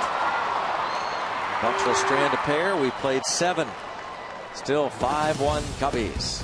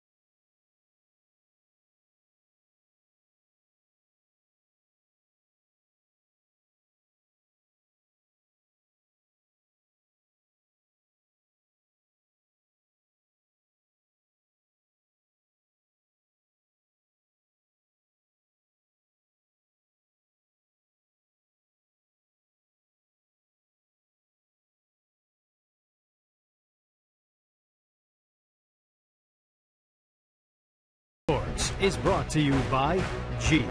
Now get a great deal on a legendary Jeep vehicle at the Jeep Summer Clearance Event. By AT&T, the nation's largest 4G network. AT&T, rethink possible. And by Levin Furniture and the all-new Levin mattress stores. For a great deal on a new bed, shop Levin's. Let's go Bucks! Bob, Rick Kubia, and the main audio man, of course, the 8-2s, Dave, Bill, Rob. Do they all work this quickly, these gypsies? You were doing it. Yeah, watch it. Oh, see? Oh, wow. Wow, that is fast. Yeah, that's how they got to do it. See? Yeah. No, I'm not that fast.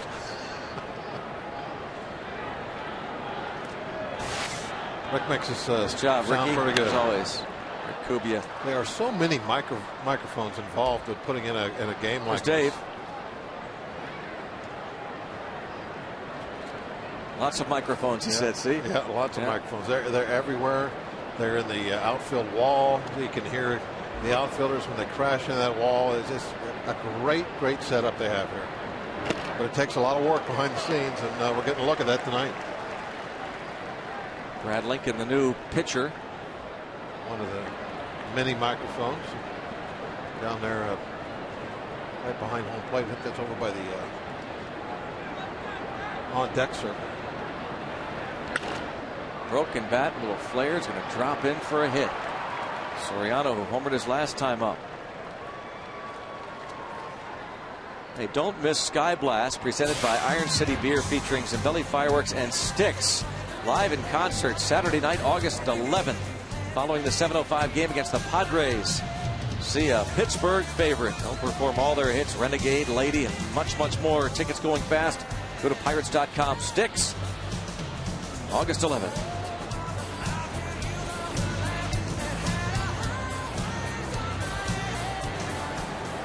That is going to be a popular night to be at the ballpark. They put on a great show. Here's Brian LaHare. And what a story attendance is becoming here at this ballpark. I mean, last night, 27,586 on a Monday night. Biggest crowd on a Monday night in PNC Park history. And tonight, 32,497. Oh, these Bucks love to find a way to come back, but just 2 innings left. Down 5-1. Reward these folks. Tomorrow afternoon, the homestand concludes. Matinee game, 12:35. Will it be Ryan Dempster? So far, he's still a Cub.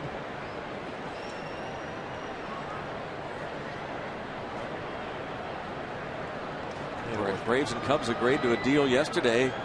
Would have brought him to Atlanta, but he had the option of turning it down. a couple extra wild card teams this year, it's just going to make this trading deadline even more crazy than it usually is at this stage. You have a lot of teams that are thinking, well, you know, if we're one player away from getting to the postseason, and that's what all the offseason work is. It's all the stuff in spring training. It's all about getting to the postseason. You get in, if you're a hot team, you might win it all, just like the Cardinals did last year. They got in by the skin of their teeth on the very last day and came home with that World Championship trophy. World Series was theirs. Got to get in. Dempster, by the way, has not yet exercised that right, the veto. He's still mulling his options. He's to spend a few more days thinking about it. He had told reporters that his preference would be to go to the Dodgers. He'd be reunited with his best friend, former Cubby Ted Lilly. Anyway, we might convince Dempster to go ahead and take that deal before tomorrow.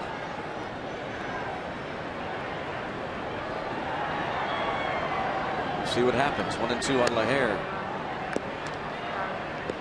I imagine his agent might be discussing some things with Atlanta right now. That's always a possibility too. Yeah, that's still a possibility. You know, having that veto power, being a 5 and 10 player, really gives you a lot of leverage with the new suitors, the Braves in this instance.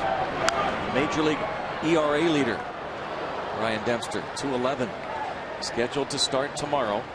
You know, they might, who knows, maybe even try to negotiate something for next season. Might get a new contract.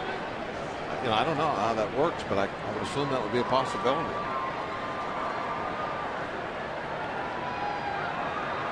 Zach Greinke pitching tonight, something that might be his final game as a Brewer.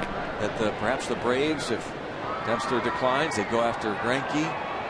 There are rumors flying everywhere. We heard Rob King mention Mahalam's name as a possibility tied to some clubs.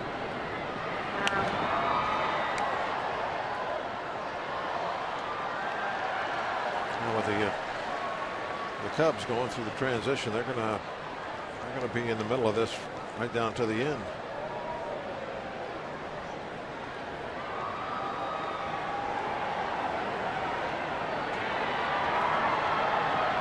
A lot of people right to the deadline calling Chicago and seeing what is available. Strike 3 called. Bluff started first by Soriano.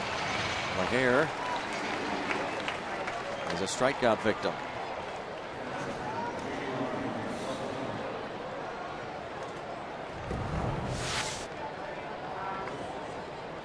Boy, that real tight curveball of Lincoln's is quite a strikeout pitch. Really freezes a lot of guys.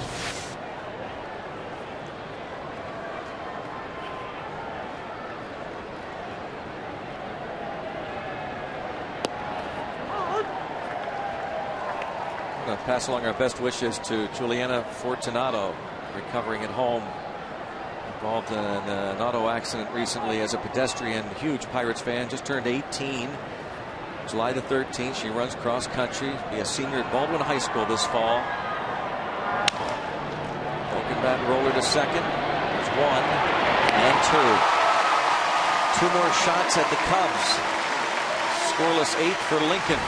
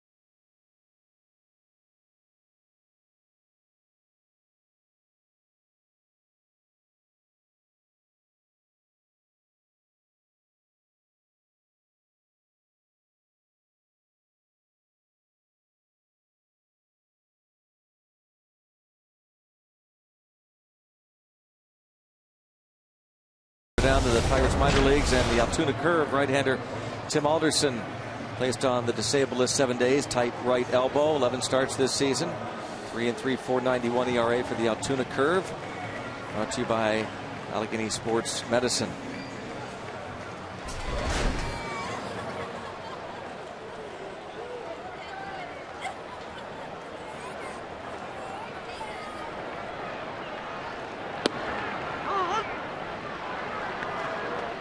Strike one on Clint Barmas, 0 for 2. Brian LaHare, Pete Tomar, director, will take any opportunity he can. We'll play on words. Brian LaHare is out of the game, so Tony Campana is in right. Well, that's not my joke, that's Toma's joke. No, no. And they're all laughing though, because Toma did that. Showed you the girl hiding behind the long locks. Yeah. 0-2 the count on Barmas. And a little bobble, and Barmas reaches. Base hit, trying to open the door here. They took one away from him earlier in the game. And nice play in the hole.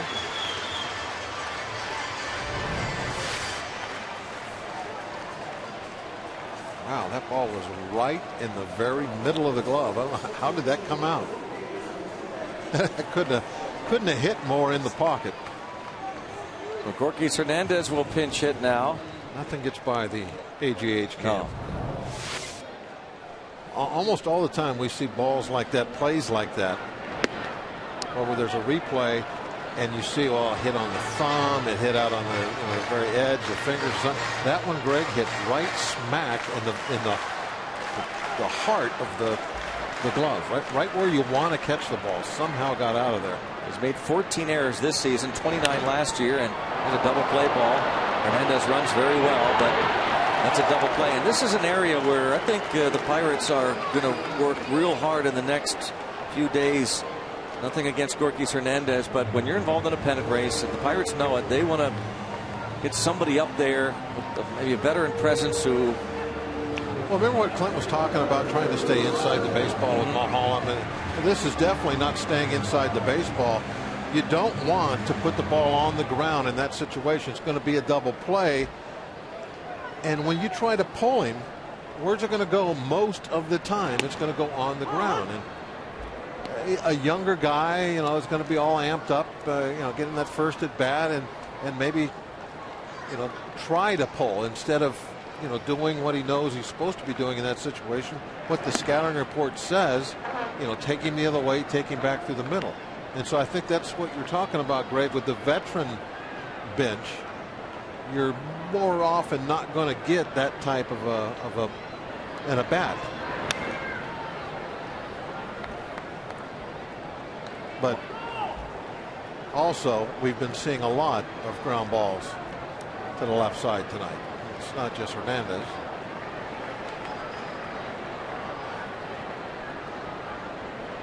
One and two on Sutton.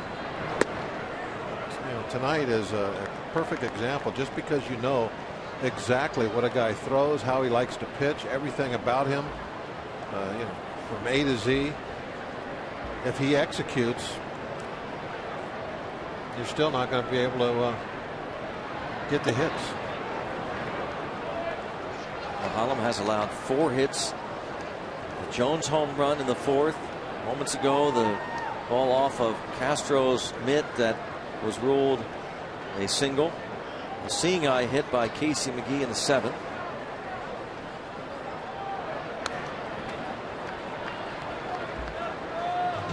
Alvarez had the flare in the 7th inning, base hit. So Mulholland's role just continuing here for the Cubs.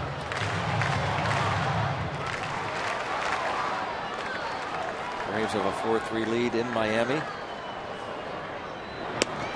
And Sutton, an uncomfortable looking swing and a miss. Mulholland back in Pittsburgh, giving up the 1 run through 8.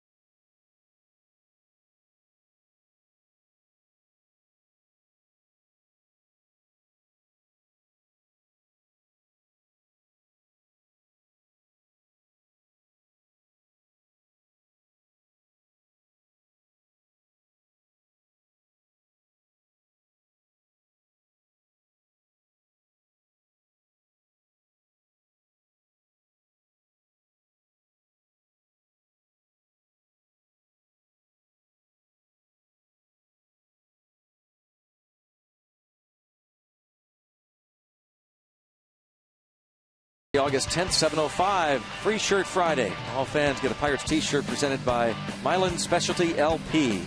Come early for a block party on Federal Street before the game. Local live music and food. Go to pirates.com/Free Shirt Friday. Now, I've been told that shirt is so popular that McCutchen wanted to keep it. All the other players are trying to rip it off. McCutchen, after he modeled it, they were trying to take it away from him. I mean, even the players want that t-shirt.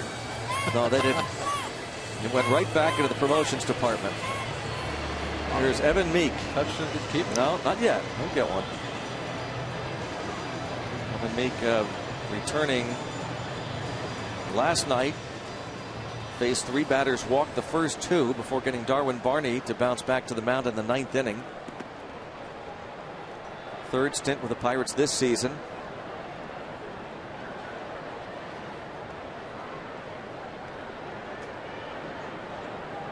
Pirates down 4 in the 9th.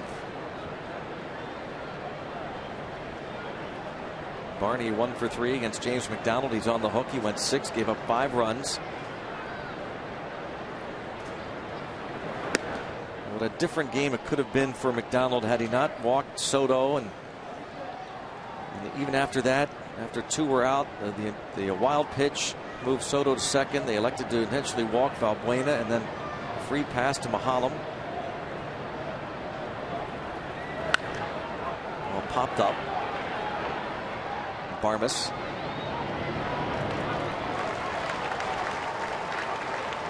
And then after the walk to Mahalam, the De Jesus double, making it a 3-1 game in the 5th inning after Garrett Jones had tied it with a rare home run off a lefty in the 4th.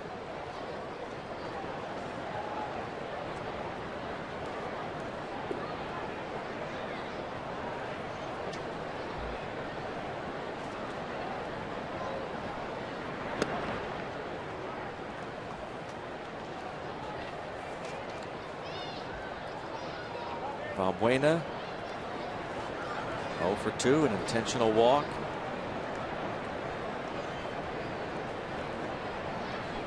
Reed Johnson on deck. Ball will be done. Marmol warming up. How about Reed Johnson's pinch hitting numbers, Greg? Pretty good. Yeah, I think that he might get a little interest from somebody at the trading deadline. He's 11 for 15 with a home run off the bench this year. Wow. No, 11 for 25, excuse me. Which is still pretty darn good. 11 for 25 with a home run, 4 RBIs as a pinch hitter. Can play any outfield position. One of those guys that always seems to hurt the Pirates. Popped up to left. Sutton.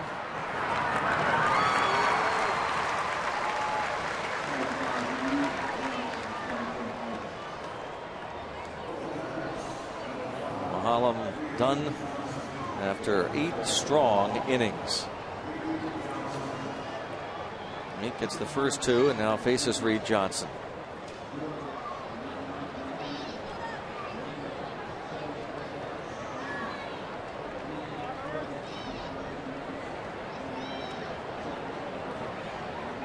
One run, 4 hits for Paul Mahalam. Strikes out 7. Walks 1.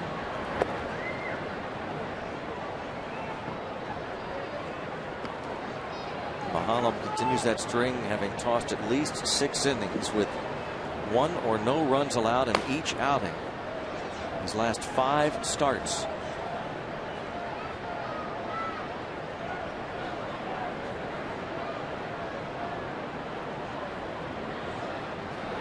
Well, that is some impressive run for Mahalam since 1918. No Cubs left-hander had gone 5 straight starts with at least 6 innings, allowing 1 or fewer runs in each outing. Going back to 1918, this stretch for Paul Mahalam. 1 ball, 1 strike. Dale Swaim pleased with his last 2 starters. Samardzija last night went 8 shutout innings, giving up 1 hit. Tonight, Mahalam 8 innings, 4 hits. a tough first year, but they knew going in that it was going to be like that. The expectations weren't real high for the Cubbies this year. They're starting down that rebuilding road. Might be a couple of seasons before they get back to where they feel they should be, fighting for the title every year. It's a large market, obviously, Chicago, so you can't stay down long. Fans pretty demanding there. You're always in competition with those White Sox. Two baseball team town. Line to center, McCutchen on and can't make the catch. Ball in and out of his glove. And there's Reed Johnson again. Well, I talked about his pinch hitting numbers, but overall, with 160 some at bats, he's hitting over 300. He's just a pretty solid player, always has been. Take a look at that line drive to center again. Okay. McCutchen just about had it, had the glove on it.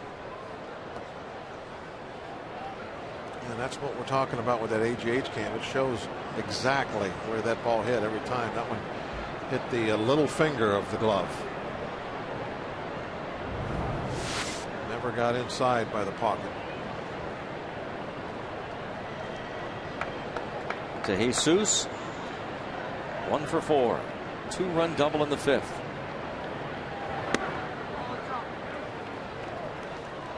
Seven hits for the Cubs. Two ones that hurt the most. The DeJesus 2-run double that broke the 1-1 tie, and then the Soriano 2-run homer in the 6th for insurance.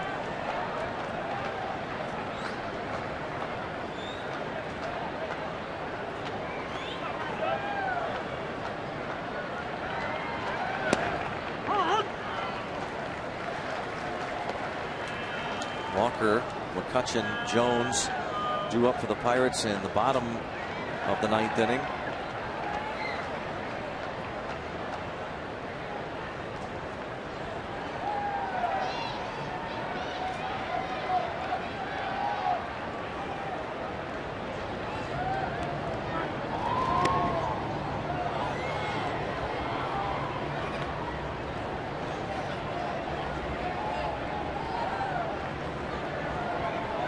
Well, at least good news coming in from Houston that Justin Maxwell hit a 2-run homer to give the Astros the lead over the Reds.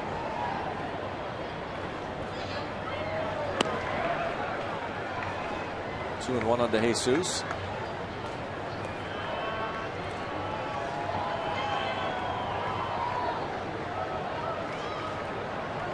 Meek last night, pretty much in 92 mile an hour area, but he did throw I saw him hit 95 with one.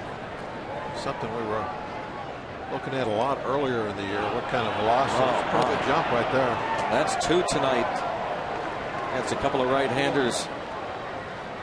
McDonald had Rizzo walk into second in the 6th, and now this walking lead for DeJesus. He had a great shot with the camera as it happened live. Let's take another look. That's about a 40-foot lead.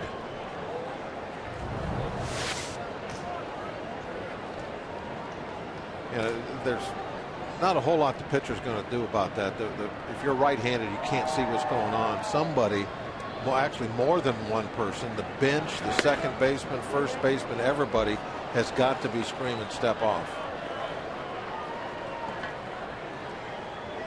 So twice tonight that's happened. Once to McDonald and here to Meek as he walks to Jesus. Batter Starlin Castro.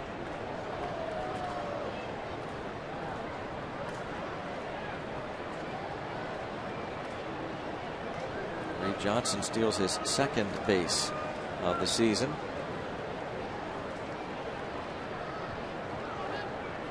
Clint going back for some Gatorade after that last one.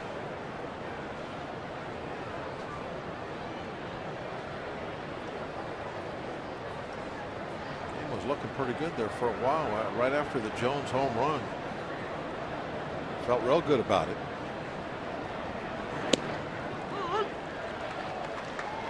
Mahal never blinked. And the Cubbies put up 4 runs in the next 2 innings. That's the story.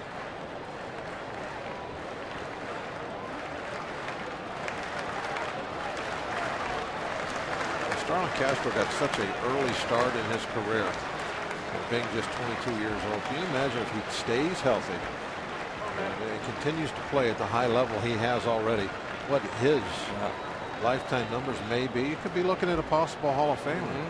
We just saw Larkin go in. He certainly could come up with Barry Larkin numbers. Toward right center. Last shot for the Pirates, down 4. Go to the bottom of the 9th at PNC Park. Walker, McCutchen, and Jones coming up.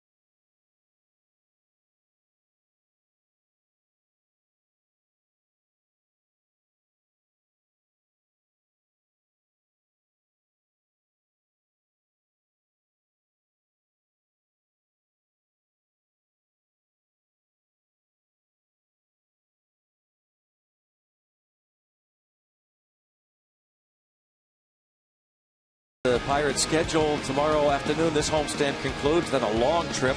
4 games in Houston, 3 at Wrigley in Chicago, 3 in Cincinnati. How big will those be? Beginning of August, and then back home. 4 with the D-backs, and the Padres will follow. 13 straight games against the National League Central Division.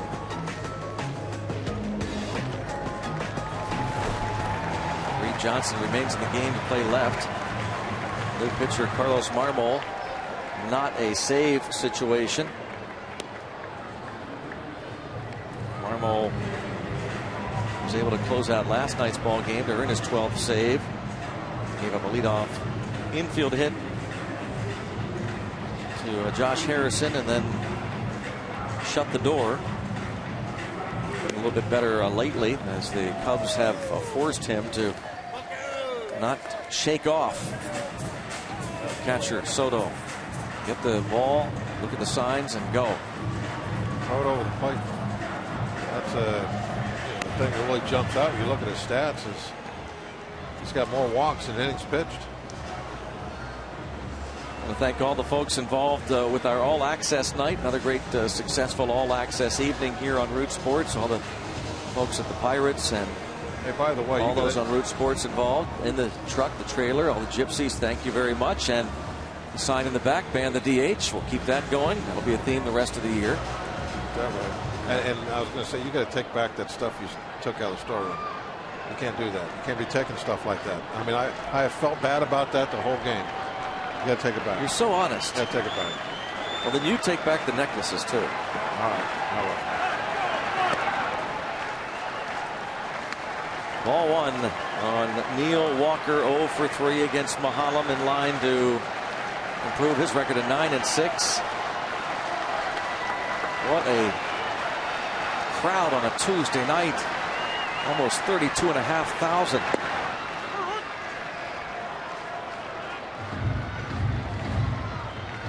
Well, it's certainly a matter of fact that baseball fans in this town have responded and have tremendous way to this team.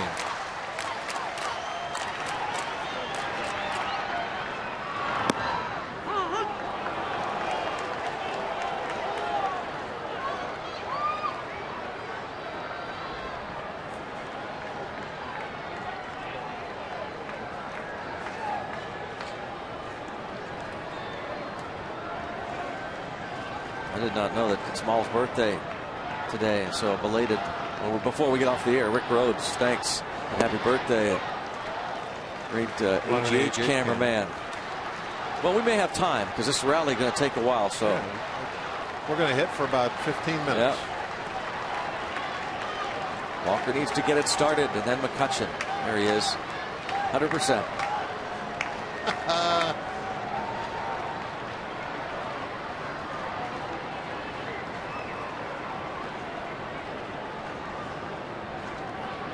Walker bounced to short to end the game last night against Marmol. Just a single. How about extra bases? Oh, double. Into the corner it goes. Rattles around there. And a leadoff double for Neil Walker.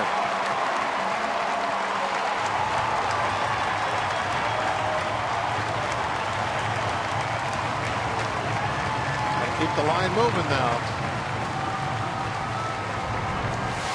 About 4 or 5 hits together. Maybe Marmol will do us some favors with a couple of walks. He's had all the trouble throwing strikes. Just inside the bag. Neil Walker aboard. Figure out who's going to be the hero tonight.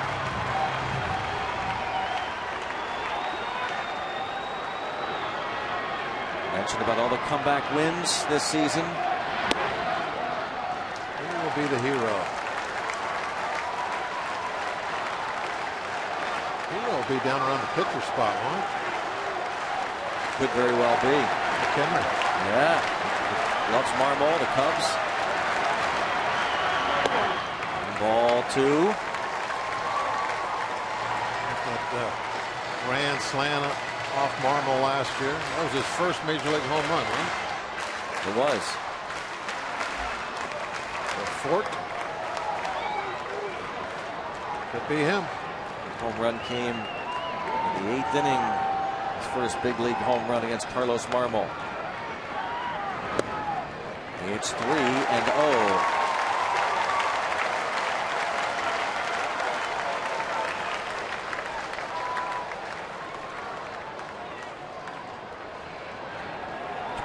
Come from behind wins, second most in the league, behind only the Yankees, who've come back 30 times. 3-0 count on McCutcheon. Jones on deck, taking a 4-pitch walk.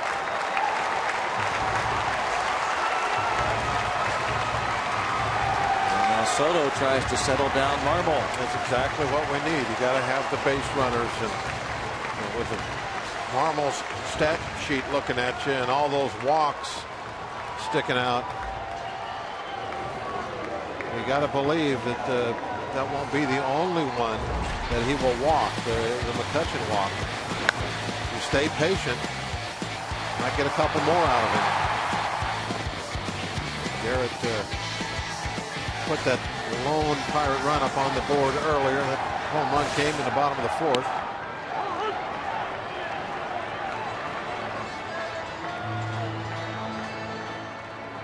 Strike 1 on Garrett Jones.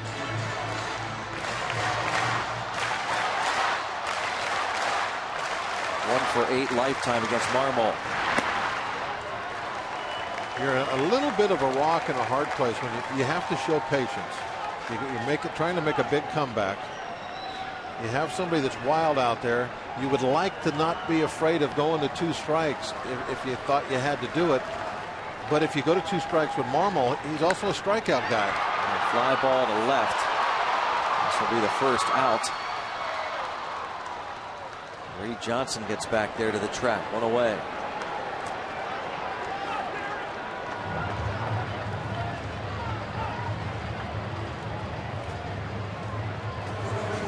Brings up McGee. 1 for 3.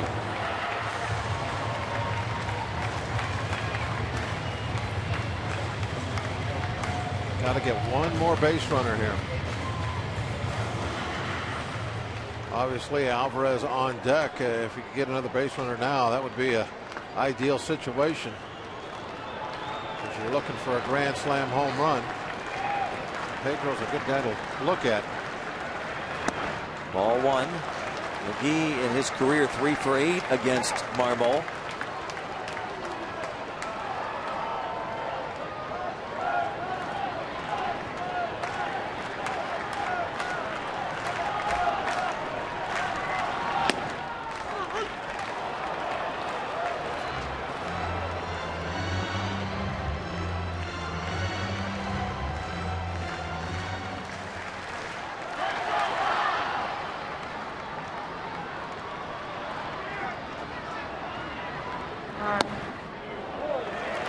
Missed by a lot, but it's low. See, now that's a situation there of being patient. That was a pretty close pitch. And I had to be thinking about, maybe going after that. And you risk maybe it being called a strike. Bouncing ball to the shortstop. To second for 1 and to first. They turn a game-ending double play. Good start to the inning with the double and the walk, but fizzled out as Jones flied out and McGee hits into the game-ending double play. The Cubs win the first 2 games of this series. Now the offense has certainly gone south all of a sudden on the Pirates. They're going to have to get it figured out for tomorrow's game. Try to salvage one against the Cubs. It just proves again, you don't take anybody for granted. This is Major League Baseball. There was a lot of talk about the Cubs struggling this year. We're going to take 2 out of 3 for sure. Maybe we'll sweep. And now you're looking to try and win one of them. So look for better things tomorrow afternoon, the finale of the homestand, as Paul Maholm continues his big role. Let's send it over to Robin T. Greg and Bob, thanks.